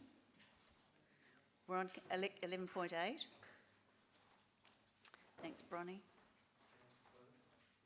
Oh, a couple already.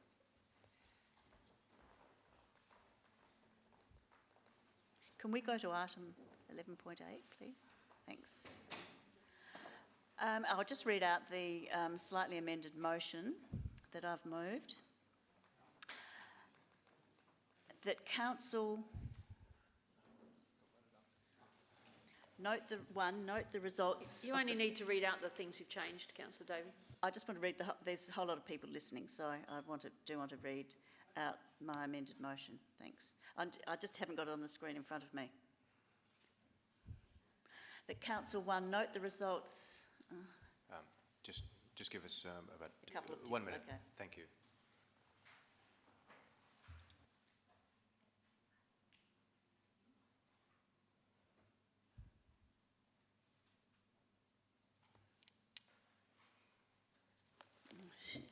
Councillor Davey, it's up there now for you. It's up, thanks.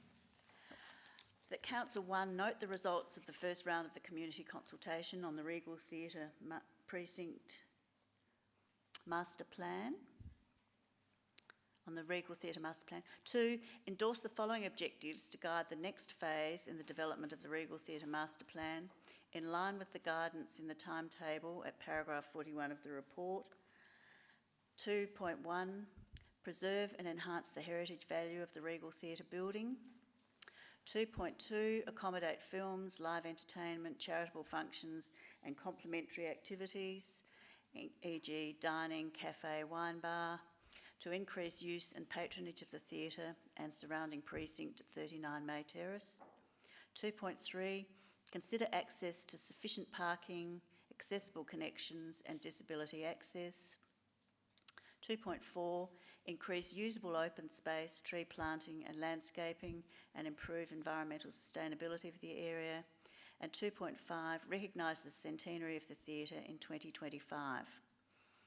And then 3, endorse the undertaking of formal discussions with the City of Norwood, Payneham and St Peters regarding the development of a Marriottville Precinct Master Plan and provide a progress report re this to Council in August 2021.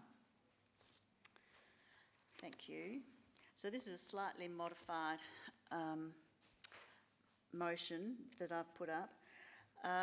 And I'd like to thank Barry and his team for all of the work they've done to reach this stage, and to Bernie Orick for the community forums and workshops that she undertook.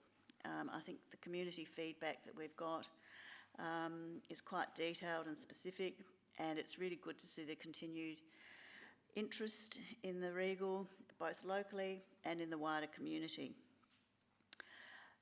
This supports the Regal as a standalone cinema, as a core facility for live events venue, as I've said, for films, theatre, cabaret, charity and corporate functions, school productions, you name it, but they can all be held there.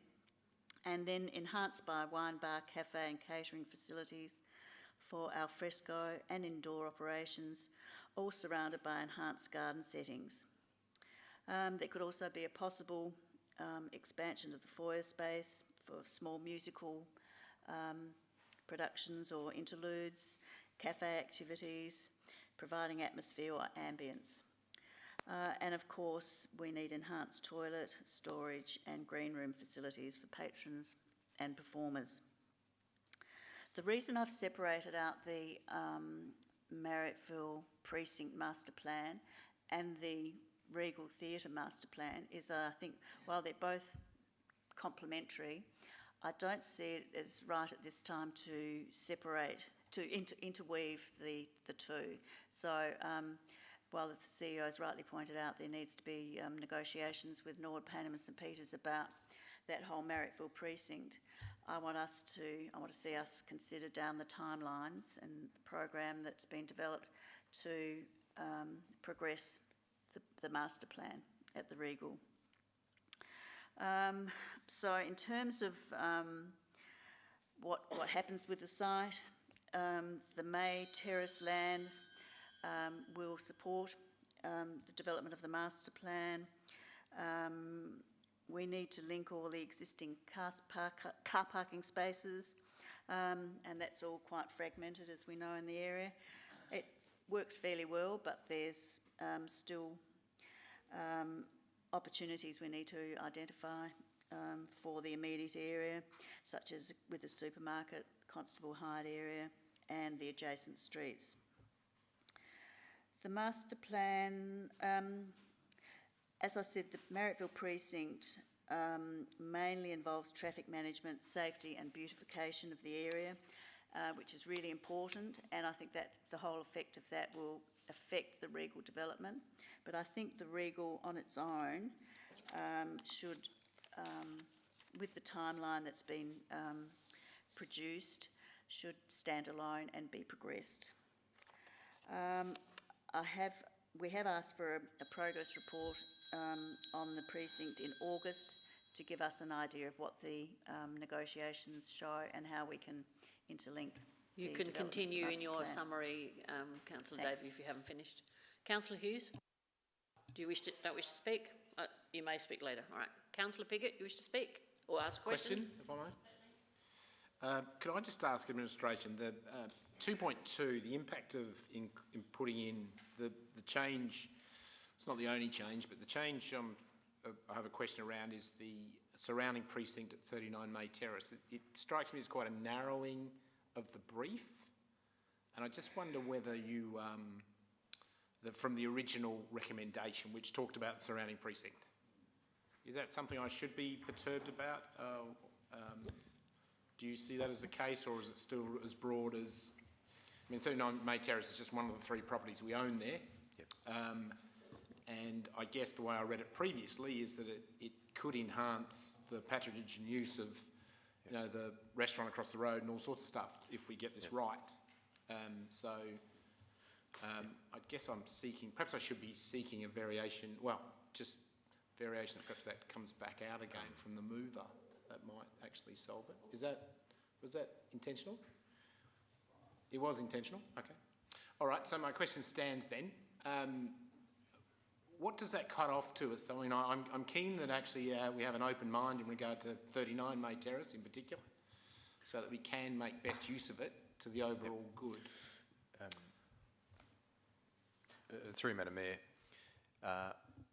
I'm not taking that as a narrowing of the scope. I'm simply interpreting that to make sure I have regard for 39 Main Terrace, but I'm not seeing that as limiting what was originally alluded to in the officer's recommendation.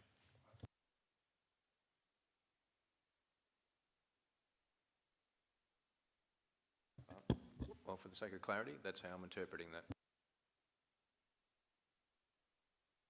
I now have Councillor Dawes, who wishes to ask a question or speak. No, I didn't see Councillor Lemons yet. I've thought Dawes and Henschke. Sorry, did I miss you? I apologise. Were you, I think it must have been, were you before? Okay, Councillor Lemon, you go next. Thank you, and thank you all for putting me in my rightful place. I can't support this motion, I'm afraid. And my sticking point is, I don't mind that it's separated from the Marriottville. I don't mind any of that stuff. I have a particular sticking point and it's 2.3. And what we've got here is consider access to sufficient car parking. And what we had originally was provide sufficient car parking, easily accessible connections and disability access. This motion requires that we consider it.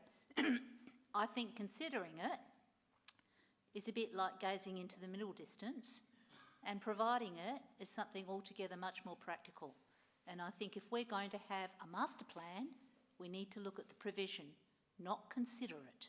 So for that reason alone, I will not support this motion, because considering parking isn't enough for me.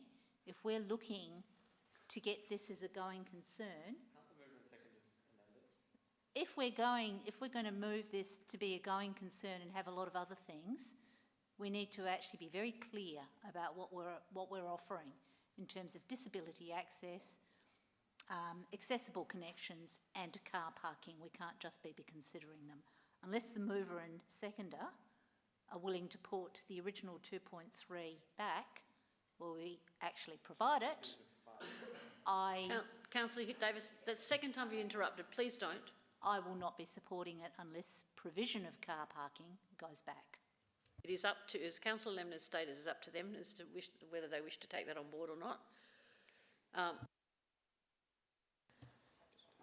for that. Okay.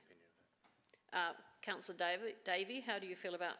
I'm happy to say provide access to sufficient parking. That's not what. Sufficient parking. Exactly what it was before is what is. I can see that's exactly what you're after, and I approve of that. So, are you willing, mover and seconder, to change back? Yes. You okay, both of you? So it will go back to provide access, or to provide sufficient parking. Take out access to.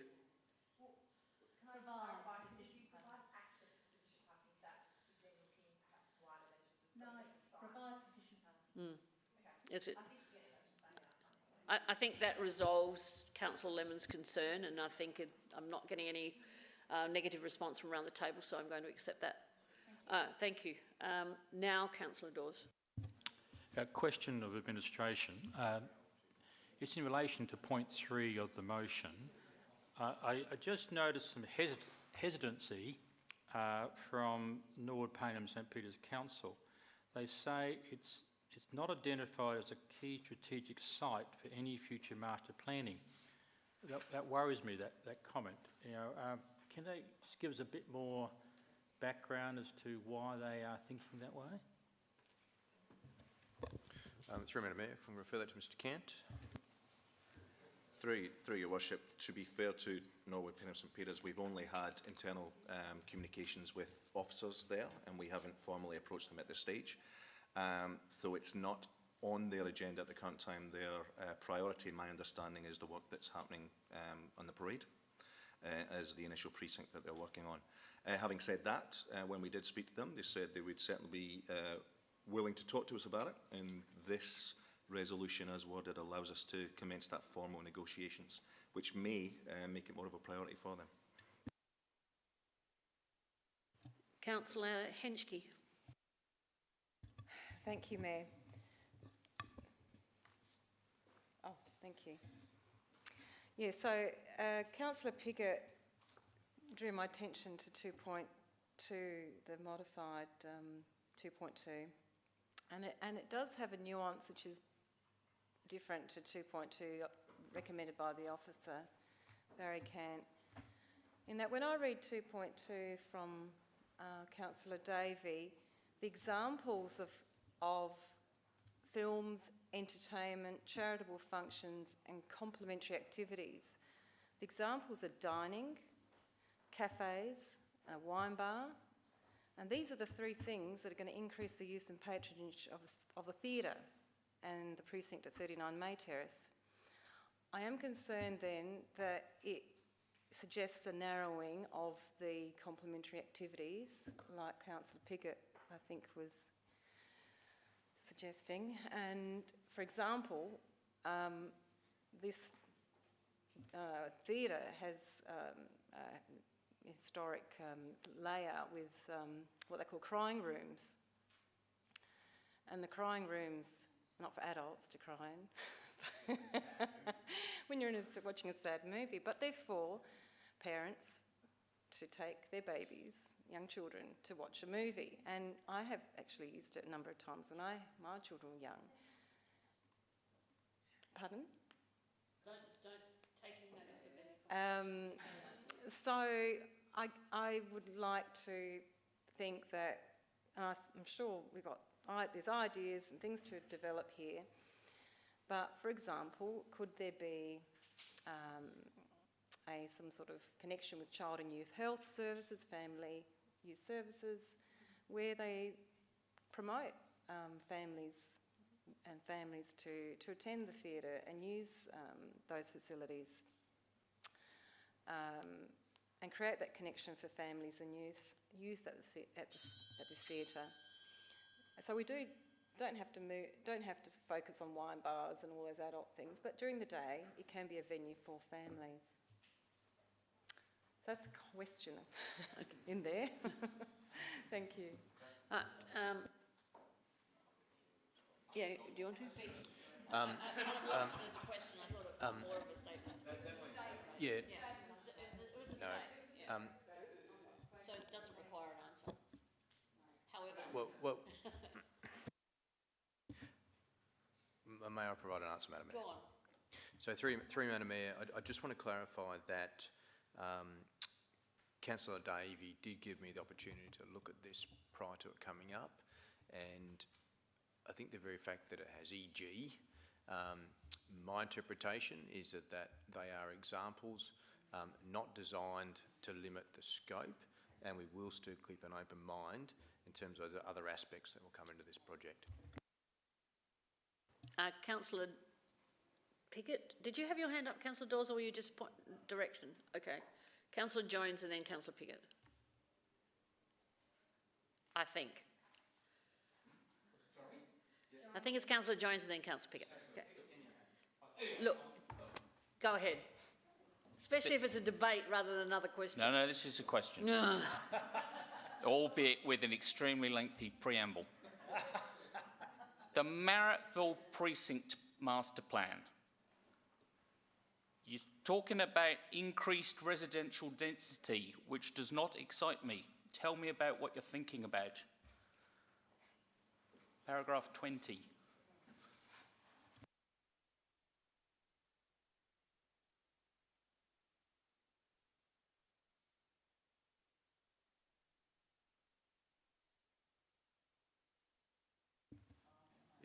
So through Madam Mayor, paragraph 20 is simply making an observation about what the new state planning policies are encouraging. I think it's fair to say that at this stage, with the Marrickville Precinct Master Plan, no thoughts have been crystallised. And this is simply the start of that conversation. And the very first start of the conversation is to see whether Norwood Payneham St Predators are interested in coming along and having that conversation. Because if they come back to us and say no, we may have to revisit our position as a council and determine how we go forward. But if they say yes, then that starts to inform that. Thank you. Councillor Piggott. Madam Mayor, I'd like you to consider an amendment if I could. I would like to take 2.2 back to the officer's recommendation, please.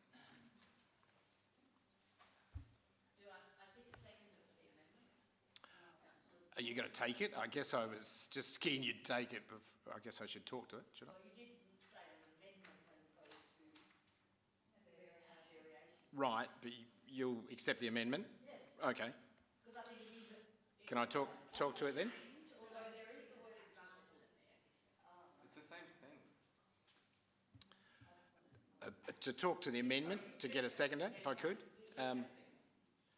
Look, if it's the same thing, then there's really no problem in making the amendment. I don't think it is quite the same thing. I think we risk it narrowing.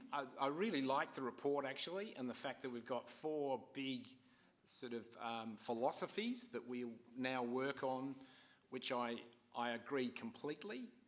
I don't think 2.2 is disastrous, but I think it just does narrow needlessly a council motion in 2 ways. One is it puts, I think dining, cafe, wine bar, etc. is probably, 3 of the top 5 anyway, so I don't think losing that.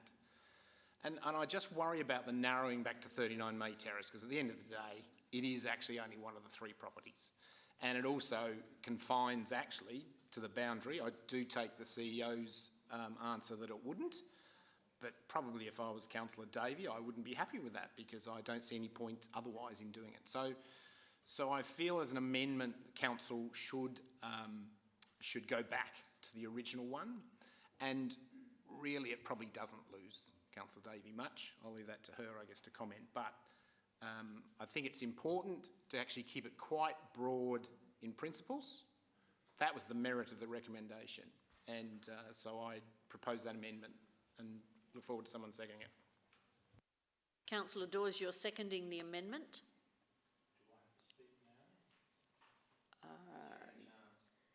Yes, I believe so. I'm just checking with the governance. Yeah, you have to speak now. Yes, And I haven't have to forgotten you, agree. Councillor Cornish. I'm happy Haven't forgotten you. I'm happy to second the motion, because when we had our workshops, we talked about all parts of the precinct, including the car park. I think one councillor wanted to have a double-storey car park there, for instance. I didn't support that. But, I think it is, and unfortunately, by just picking on 39 May Terrace in the house, and not including the front part and the car park, means that we're limiting ourselves to what could perhaps be the best way of enhancing this particular precinct. So, I'm in support. Thank you. Councillor Cornish, you had your hand up before. Do you wish to speak now that it's an amendment or not? Okay. Councillor Hughes then. I just have a question, just wondering if the staff could, I guess it's probably the same clarification that Councillor Piggott asked. Are we going to get a different report with the different 2.2s that are being presented? Will the report be any different?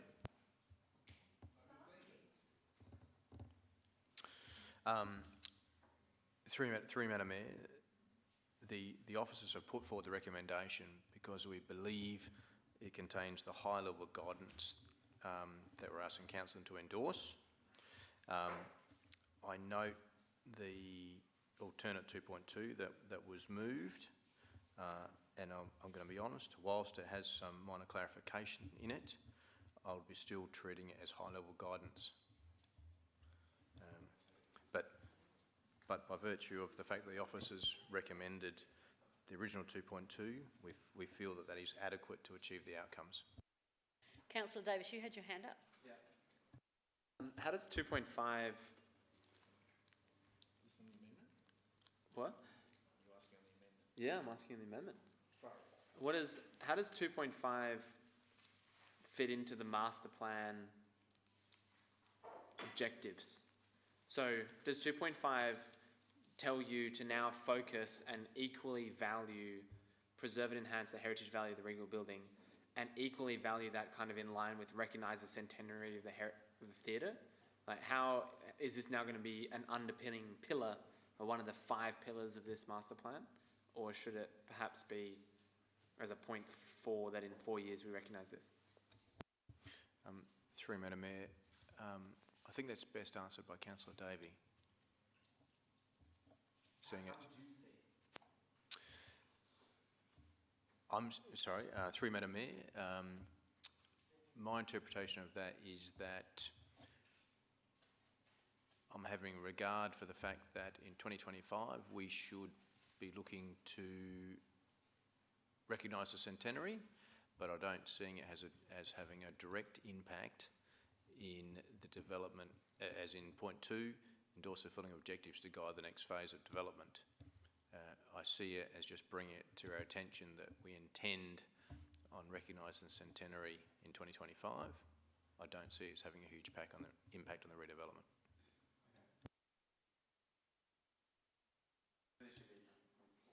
So is that, you wish to speak on it then? Is there anyone else who has not yet spoken? Councillor Jones. Will you do me a favour and correct the spelling of complementary? Yes.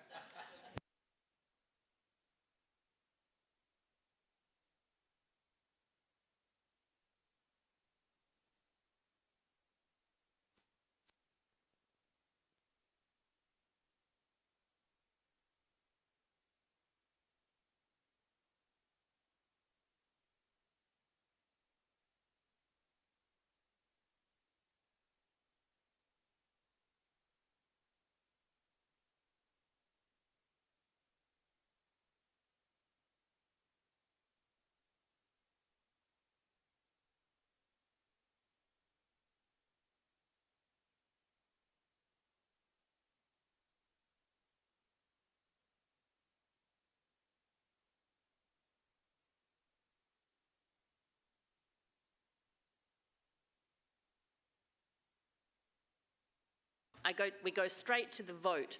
Those in favour of the amendment. I've just got the Governance Officer's advice on this. All right, so those are in favour of the amendment. Those against? The amendment is carried, and the amendment now becomes the motion. Now, I don't think there's any, there may be a couple of people who have not yet spoken. Councillor Cornish, you're one. Councillor Davis is one. And, sorry? I have an amendment. Another amendment? Yeah, you can move 2. All right. What is your amendment? Pull 2.5 and put it as point 4. Sorry, was that? You want to Oh, move they'll it? accept it. There we go. You want to delete it? 2.5 becomes point 4. 2.5. Oh, I see. No, the movement seconder might accept that. Okay. No, it's still yours. It's still yours. So, Okay. Councillor Davey, you're happy for that to be moved, for 2.5 to be moved down and made number 4. Thanks. I think that's a good idea because it actually separates the celebration from the functionality. All right. Now, is there anyone else who wishes to speak on this new motion? Councillor Cornish. Thank you, Worship. Yes, I am supportive of the motion as it currently stands and as it currently reads. It's gone through a few manoeuvres tonight. I think it's probably better for those manoeuvres. Although I will say that I do believe that the Marrittville Precinct Master Plan and the Regal Theatre are very much intertwined. Similar to the McGill Village, where Pepper Street is the foundation or the centre piece, the jewel of that. I believe the Regal Theatre should be setting the tone in terms of the master planning for the Marrittville Centre, and I do think it's integral in that. However, obviously we need to get the other city on board first, and whether or not this needs to become a bit more, I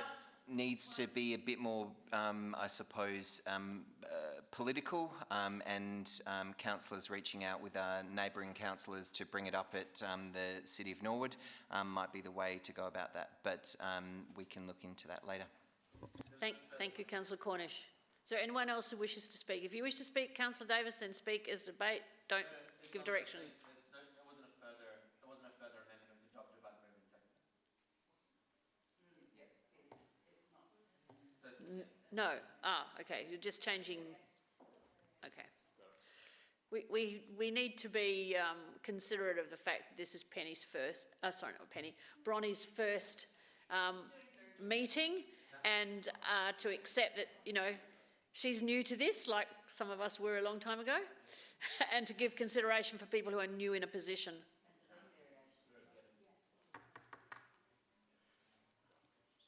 Right, now Councillor Hughes. I will speak briefly. I was just holding out to see what everyone comes out with. I think we've come to a good compromise. I think the report that was presented really did pull out those 4 key areas of focus, and I think there was a lot of information that was collated by the staff. The community obviously had lots of different ideas.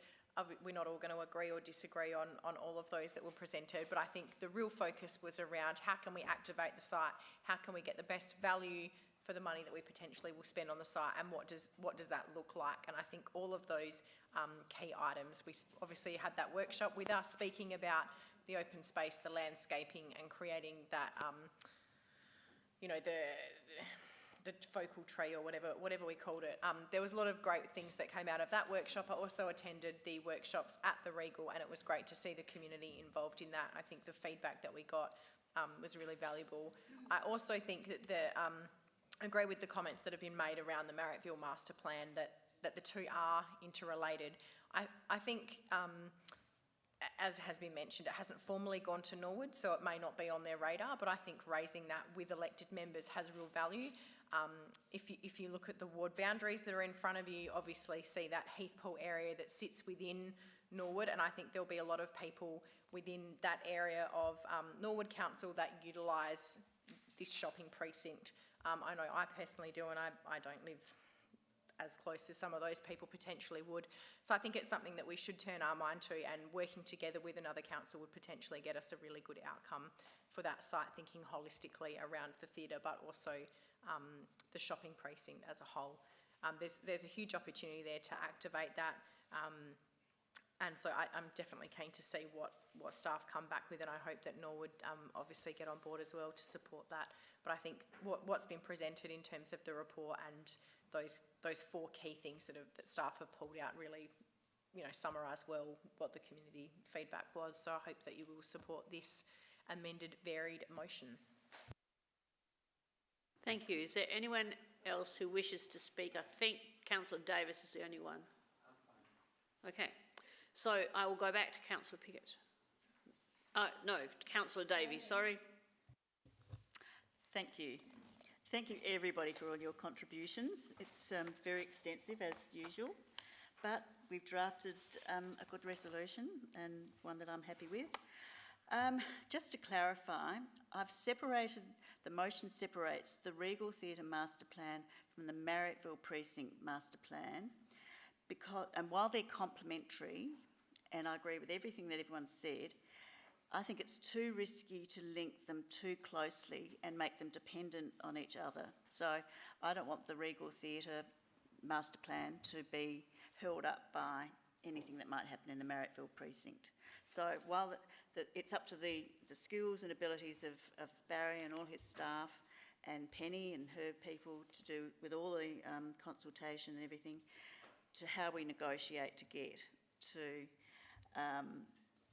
progress each of these. They are separate because there's separate funding and separate, a whole lot of other separate considerations. But the Regal is the jewel in the crown. It's the centre of this area, and developing that should not be dependent on upgrade of the Marrickville precinct and all of that, because it's mainly, let's face it, about traffic and traffic safety and beautifying that area and coalescing that area, from which the Regal will benefit.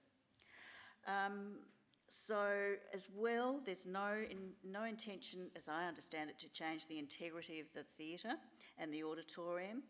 And so, I mean, I agree, the crying rooms are just one of our most basic assets, and no one wants to lose those. We can't, because they're heritage listed. They're great for babies, they're great for teenagers, they're great for older lovers and newly married people. Everybody has used the crying rooms for a whole range of activities over the years. What we need to do is master plan the whole area adjacent to the auditorium to best utilise the available land. The demand and the opportunity is for suburban entertainment hub to maximise the potential of the site. Linking number 37 and the garden on Kensington Road and the surroundings, all the feedback at the workshops was for more garden settings, more entertainment opportunities, bistros, wine bars. We want to be able to attract people to the area, increase the activity. We need better toilets and catering facilities, and I'm sure the master plan will contain all of this, and we can start the process. So hopefully you'll support it and we can get that underway, and look forward to our early report about the negotiations with Norwood, Payneham and St Peters. Preliminary discussions I've had are good with one of the local councillors. Thank you. Right, I put it to the vote. All those are in favour? Against?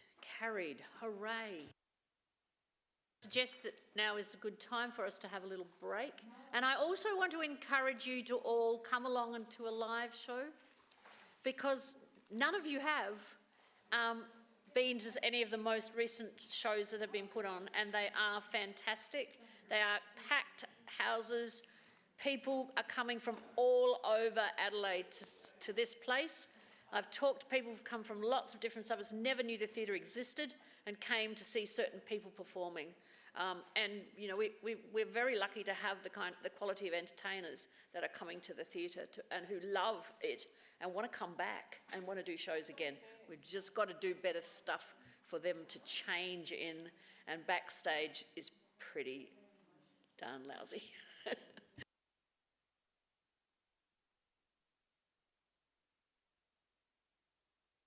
You're moving for a break? There may be some who don't want to, but thank you.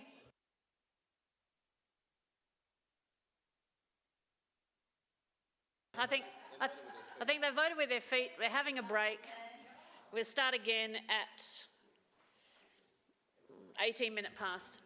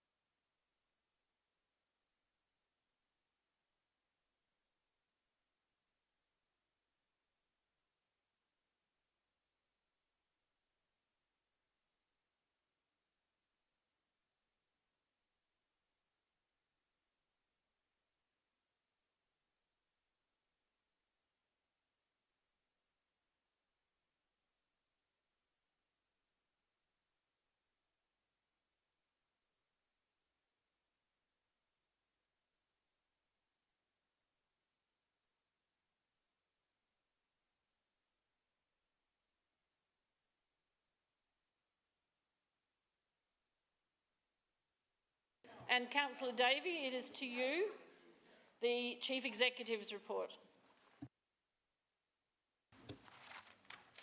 Thank you. I just had two little questions.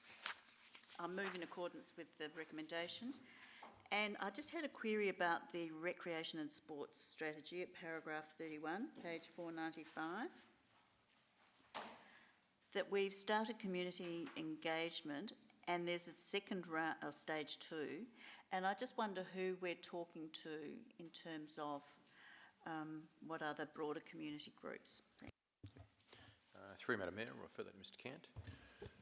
Through your worship, good timing. You have either received this afternoon or it will be tomorrow morning an information document that clarifies that clearly.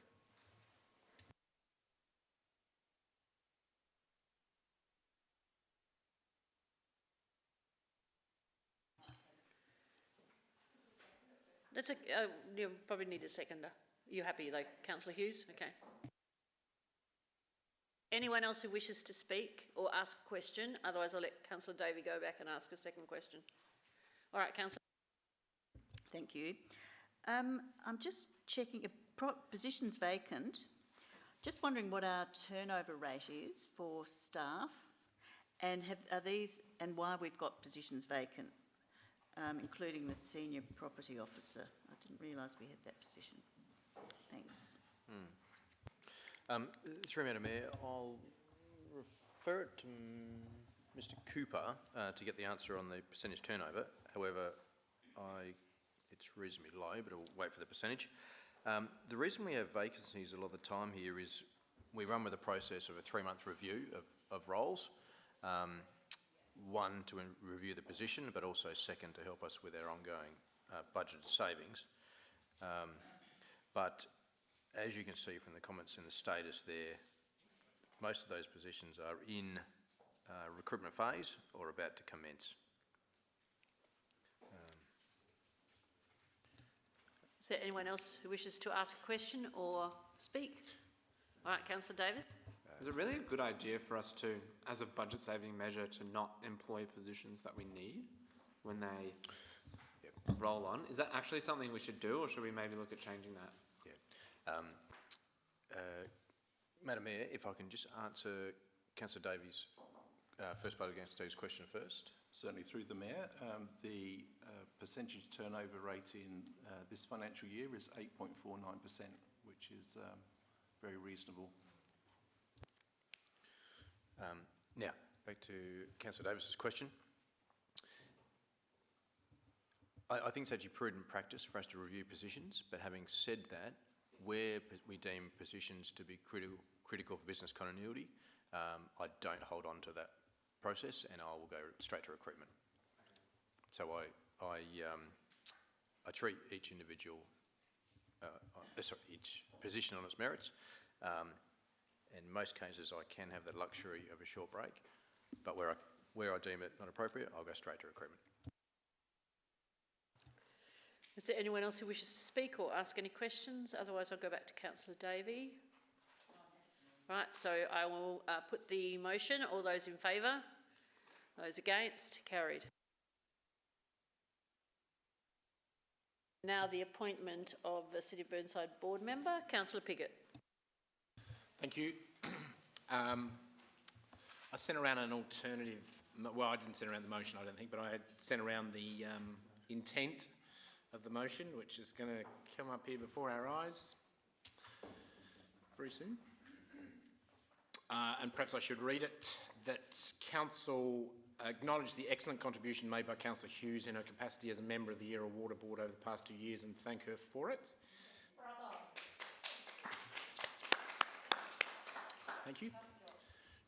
To appoint the Chief Executive as member of the Yarra Water Board from the 28th of June 2021 for a 2-year period, and 3, appoint the Director of Corporate and Development as a Deputy Member of the Yarra Water Board from 28th of June 2021 for a 2-year period. And just talking to that, Councillor Hughes went on the board 2 years ago as our representative, and I personally haven't regretted that. I feel that she has, and I've been pretty close to it, I guess, as the as her deputy. I never needed to attend a meeting as a deputy, which is fabulous, but I was party to the stuff that Sarah had to deal with. And I think, well, there's no question in my mind, actually, that Era Water is in a better place today, A, than it was 2 years ago, and B, than it would have been if it had it not been Councillor Hughes representing us on that board. So I think it's absolutely appropriate we do acknowledge her contribution. Slightly disappointed she's not continuing on, but I do understand that. In regard to who should go on, I feel strongly, and we have canvassed this with Chief Executive, that we should put Chris on as our board representative. We sit in this chamber quite a lot, I think, and demand quite a lot of the CEO in regard to Era Water, and there's only limited levers that can be pulled from that chair, and admittedly he doesn't get sort of carte blanche as a member of the board, but at least sitting at that table he is able to influence quite strongly what's best for that organisation, which by definition is good for the city of Burnside. I think we have had a situation previously with the CEO as the chief executive. It really does, I think, allow the chief executive to be far more across Era Water and be able to push it in a direction that's good for the city of Burnside. In regard to his deputy, it makes sense that it should be Martin, I feel. If he can't attend a meeting, then Martin is the logical deputy. We are able to put an elected member on there, certainly, obviously, but I do think the right way to go at this point in time for Era Water is to put the CEO on as our representative for the next 2 years. I'll seek your support. Seek a seconder. Councillor Davey, you wish to second and speak? Thank you. I'll just briefly endorse all of Councillor Pickett's comments. I think this is a good move and will be beneficial for Era Water and for Burnside. Councillor Lemon. I have a query about this, and I support it. Oh, actually, I'm not speaking. I've got a question. How will the CEO then conduct himself when we have questions about Era Water in the chamber? Because it is two hats you will be wearing at that stage, and my view is that both you and your deputy will then have to leave the room. Then how will we get information is my question. Through Madam Mayor, I think there's a number of ways which the Act allows conflicts to be handled, and I am quite comfortable if that, in my mind, if that conflict is declared, and to stay in the chamber to answer questions and provide advice to council, knowing full well I won't be making the final decision. Is there anyone else who wishes to ask a question or speak? Councillor Hughes. I was going to speak very briefly. No, that's okay. I just wanted to thank Councillor Piggott for his acknowledgement in his motion, but also for his support over the last 2 years. Have called on him a few times to, I was going to say discuss, maybe complain, not sure which one, numerous times over the last 2 years. It has been a challenge, and I think that's why it's best placed for our Chief Executive to be on there. We're in a difficult position where we're going to have to make, we're probably going to reach the debt cap. There's going to be some discussions which will have to come back to the chamber, and I think having our CEO there will help us be in a better position when things come to this chamber from decisions from the board. But I think also if you look at the current makeup of the board, there are 2 other elected members, and I think providing a different representative from our council will actually provide a different perspective, because the board is heavily weighted by elected members at the moment. So I think there's that perspective as well that will bring real value to the board. So I'm certainly happy to support Councillor Piggott's motion. Is there anyone else who wishes to speak? Otherwise, I'll return to Councillor Piggott. I'll put it to the vote. Those in favour? Those against? Carried.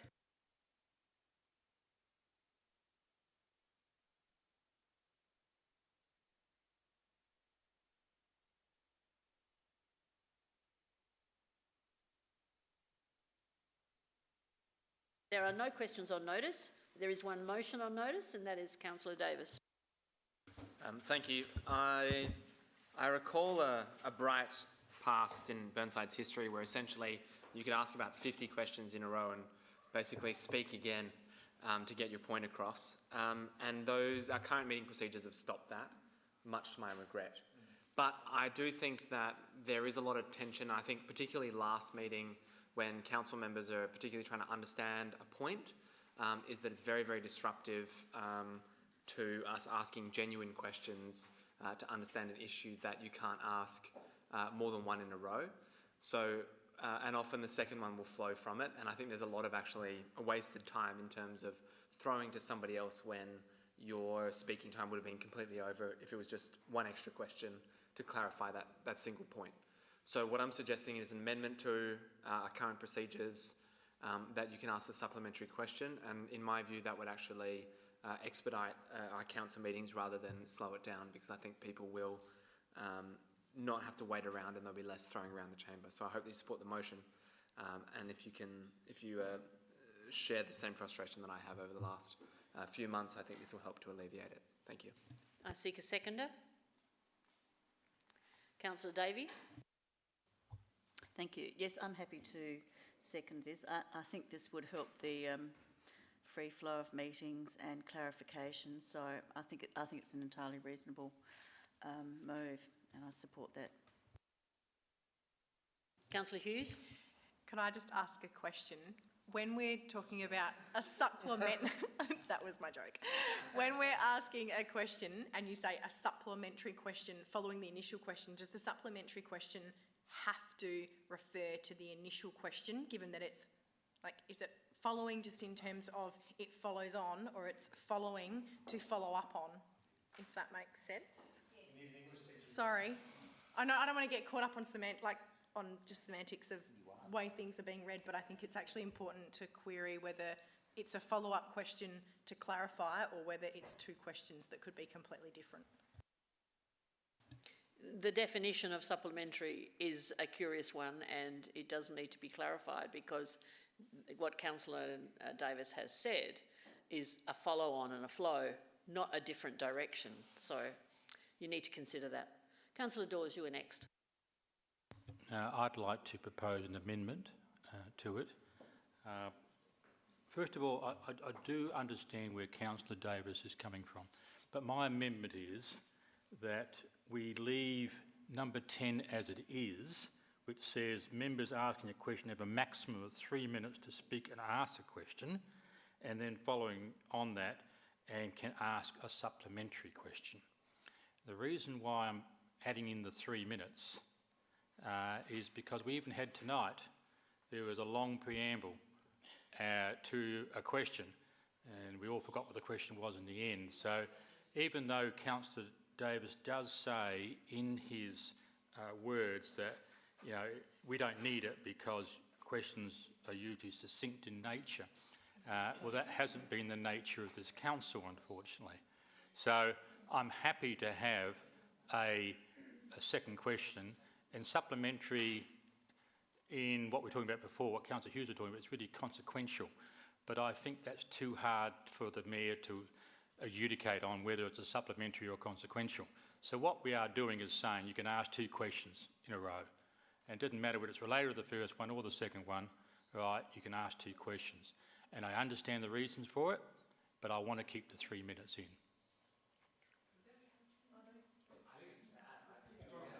Hang on. This is a debate, not an informal discussion. So Councillor Dawes has spoken. Now it is Councillor Turnbull. When you summarise, Councillor Davis, you can argue your point of view at that point in time. Don't argue with people around the table right now. That is an amendment, which I now need to seek a seconder for that amendment, unless Councillor Davis. Well, it's completely different, so I'm sure that Councillor Davis does not want to agree with that.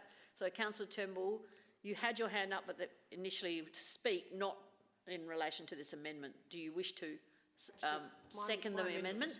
My amendment was very much the same, so I'll second this. All right, thank you. Do you wish to speak on it now? Okay.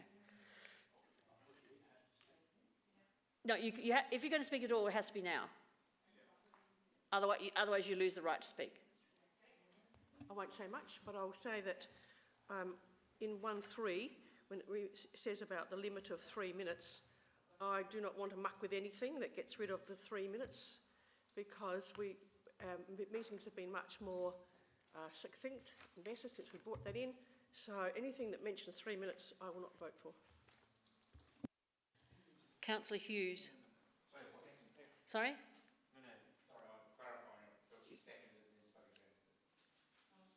No, she was supporting Councillor Dawes. Ah, was not. Sorry, it was not clear. That was my mistake. I support the amendment and will vote for it, but I do worry about the 3 minutes in there, because that's not right.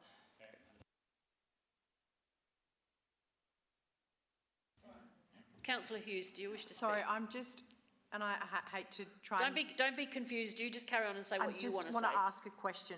So does this mean I can have a preamble to my question that goes for up to 3 minutes? This is I what certainly this hope means? not. Because that's, members asking a question have 3 minutes to speak, doesn't, like... That's what I'm trying to get rid of. Yeah. That's fine. I'm happy to vote.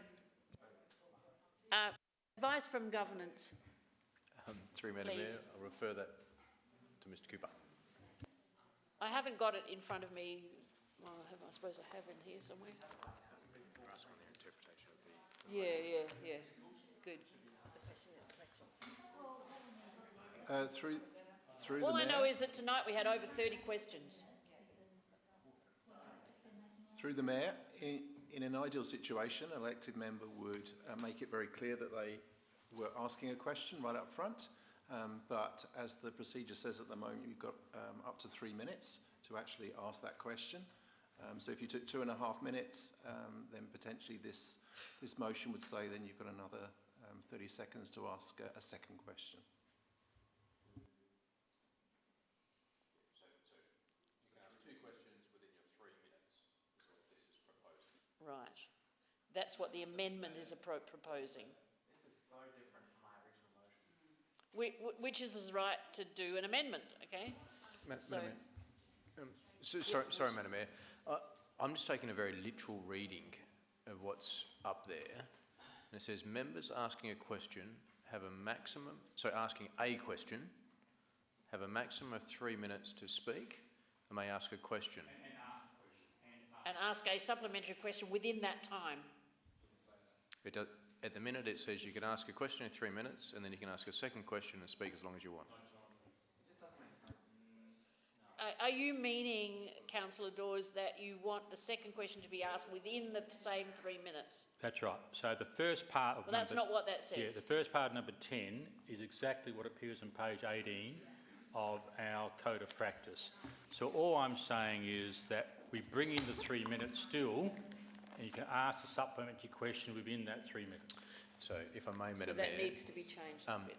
May I suggest to the mover that a more appropriate wording might be, members asking a question have a maximum of 3 minutes,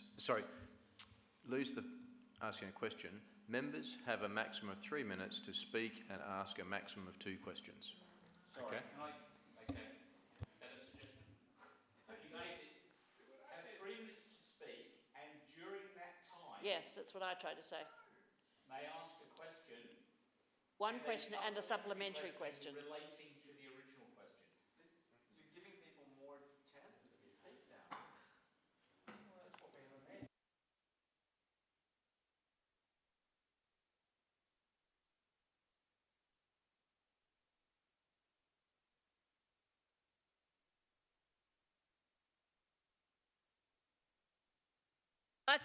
I think in the end, it's about whether you vote in support of this or you vote it down. All right, so Councillor Hughes, you wish to ask a question? I just wish to ask a question. This is a governance question, and I'm not always across governance, but my understanding is if we want to change something that's in the Code of Practice, doesn't that, or a policy, that has to come to Council as a motion on notice. So if Councillor Davis has presented a change, if we want to change something that's different, does that, and this is quite different to what was previously presented by councillor Davis, does that have to come as a motion on notice? No, because the motion has been brought to us and it can be amended as in any other. But it's been amended, anyway. Through Madam Mayor, just sought clarification, and you are able to change this during debate. It does hold.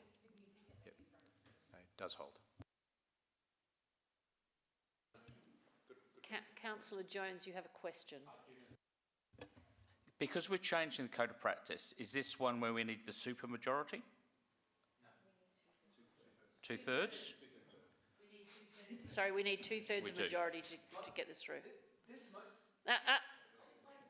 Question, councillor Piggott. Raise a point of order. I have a point of order. That this motion is far too in variance to what I originally said, because the original code of practice says members asking a question have a maximum of 3. This says you can now speak and then ask a question. So this is giving you a further 3 minutes indefinitely, which is absolutely contrary to what I originally proposed.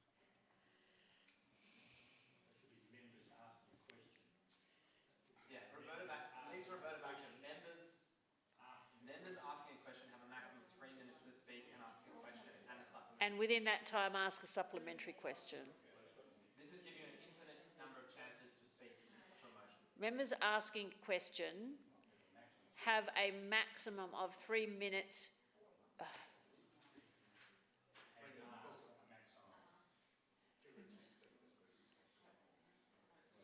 To speak, and within that time, ask a second question. And within that time, ask a second question. That restricts the 2 questions within 3 minutes. I'll get some advice from governance as well. Madam Mayor, let's just dissect what we've got up there. I don't think it's a point of order. So members asking a question have a maximum of 3 minutes. I don't think you need to speak and within that time. To ask a question. Because you're restating what you're already given permission to do. Members asking a question have a maximum of 3 minutes.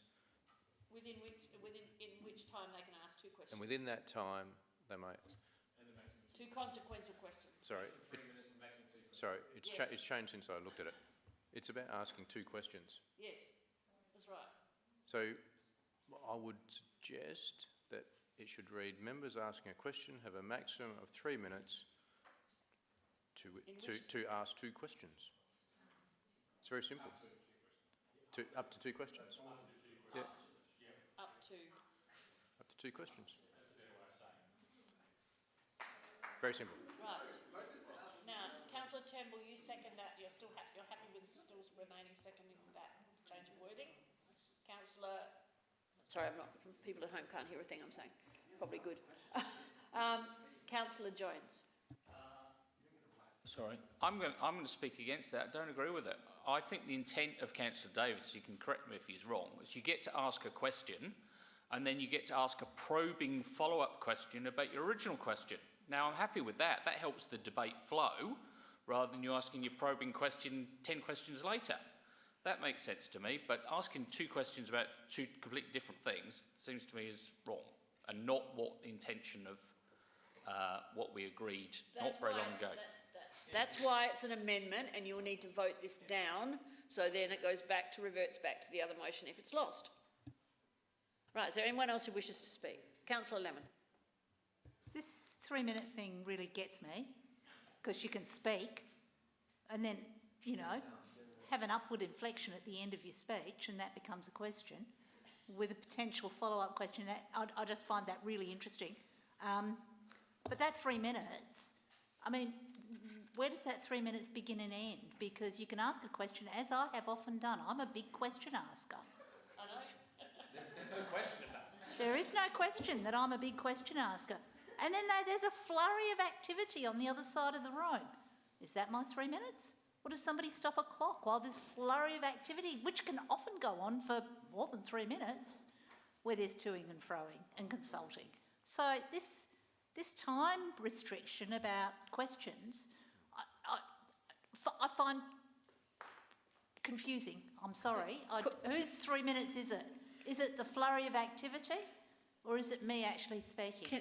I think I need to just say that as the chair, it is my responsibility to make sure people get to the point with their questions. And it should not require 3 minutes to get to a question. And it should not require 3 minutes, although I'm sounding like I might be trying to influence this debate, but I'm making a statement that 3 minutes is far too much time, because that's our debating time, right? And it should not match, it should not be the same. The questions that are asked should be short, sharp and shiny. They preferably should be, many of these, we had 30 plus questions tonight, and many of these questions should have been asked of council administration prior to. There was only one that caught you on the hop, caught you in a surprise, and that was the Moorcroft one. And I accept there were lots of questions asked on that because they needed to be asked. But many of the others had far too many questions. They could have been resolved prior to coming. I'm getting there now, all right? So the issue is now we need to vote this down if that's what you choose, all right? And it will revert back to the original motion. Councillor Hughes, do you still wish to speak? I was going to speak very briefly against the motion, because if you can't ask a question in 10 seconds, it isn't a question, it's a statement. So I think this is giving people the opportunity to rabbit on for far too long, and we've got enough of that in the chamber as it is. So I'm looking specifically at you. I paused for effect. So I ask that you vote this down, and I am happy to consider the motion that Councillor Davis put up, because there have been instances where people ask something and sometimes you just need a further clarification because your question hasn't been specifically answered, or perhaps you didn't communicate properly. So I think to give people the opportunity for a follow-up question is perhaps appropriate and would actually help with the flow of the meeting. Is there anyone else who wishes to speak? Right, then I shall put the motion. Those in favour of the amendment, sorry, of the amended motion. Right, those against? The amendment is lost. So we revert back to the original motion, and there are only a few people left who can speak. Councillor Piggott is one. Yes. I just looked up the definition of supplementary, and it says completing or enhancing something. So my reading of and it would be useful if it came back up for me, is that the supplementary question is related to the previous question, and that is really, I absolutely support that concept, because it is frustrating here, or you don't always quite land. It's not anybody's fault particularly, but in that first question, quite the nuance that you're perhaps after, and so a supplementary question is absolutely right. I'm surprised, I've only just learnt the fact that we've got 3 minutes to ask a question. I think whether it's 10 seconds, I might struggle on that number, but I think it is we've had questions tonight that weren't necessarily questions.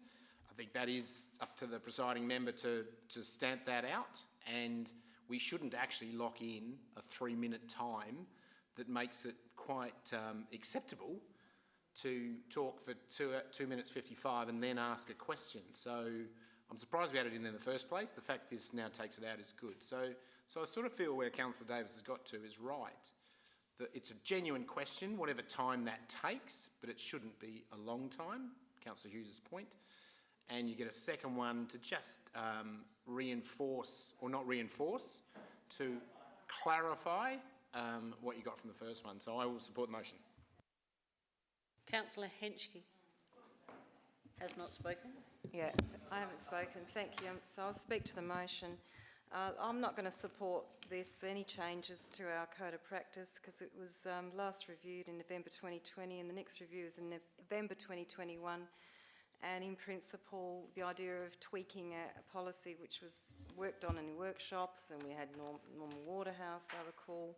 It's been a long time, and here we are, discussing and debating the nuances of one aspect of the review that we're coming up to. So I don't agree with tweaking policies on the run, or not on the run. That's always in my mind, on the run, OTR. But I know but it's a phrase now, isn't it? All right, back to attention because we all But want to go home. The key thing here is we have a plan, we have a policy, let's use it and do it and go through a review process in due course. Right, so anyone else now who wishes to speak or can speak? I think everybody has. So, Councillor Davis, it's back to you. I can see how people designed a camel. So the whole intention is to get rid of the 3 minutes. When I went through and I found out, and Councillor Henschke, here's a really good reason why I should put this motion, is because if it doesn't get up, I'll use 3 minutes to ask every single question. And what that means, and I'll put this into practice, is that the presiding member doesn't have a discretion not to allow you to ask 3 minutes. So when I looked at this, I went, you beauty, this is great. This is great for Councillor Davis. I can speak for 3 minutes whenever I bloody want. And you can do this as many times as you want in a council meeting. So fair warning to you all. What this does, what I do, is I give the power more power to the presiding member to shut down people so that they won't abuse this rule, as I immediately thought I would. So this is really a public service that I'm doing you all, and a slight threat to those of you who don't want to listen to me to speak up to 3 minutes, because I think that's a little bit wrong. And I don't think it was intended to do that. I think that it was. I think that those two phrases got confused with our actual 3 minute speaking time. So what this does is you need to ask a question. There's very little preamble, and a supplementary question, as Councillor Piggott pointed out, means to supplement or improve your original question, and that's how I see it progressing forward. So fair warning to you if you vote it down, and I seek your support. Right, those who in favour, please raise your hands. Those against? Carried.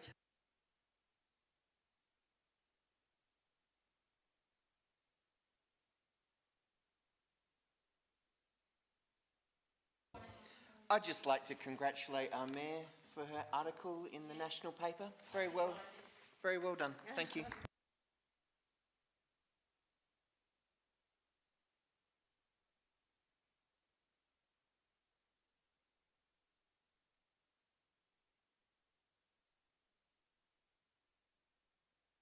Oh, sorry.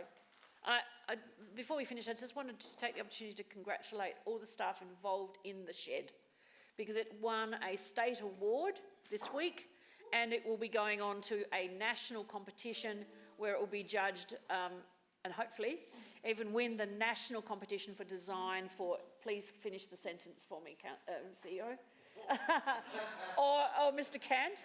What's the actual title of the award? I forgot to look it up before I left home. Through your worship, it was the Parks and Leisure Australia Community Facility of the Year. Community Facility of the Year, and having dropped into that place a number of times in the last 6 months or so, it is the Community Centre of the Year. It is fantastic the way it's being used, the way the biodiversity people are using it, the way the community garden is operating, and particularly all those people who are involved in the activities in the shed itself. They're committed, a magnificent staff and volunteers who support all those three functions, as well as, of course, the depot using that facility as well. So I really wanted to commend that before we finished our meeting tonight, because I think it's an amazing award. Thank you. And I will close the meeting at 9:50.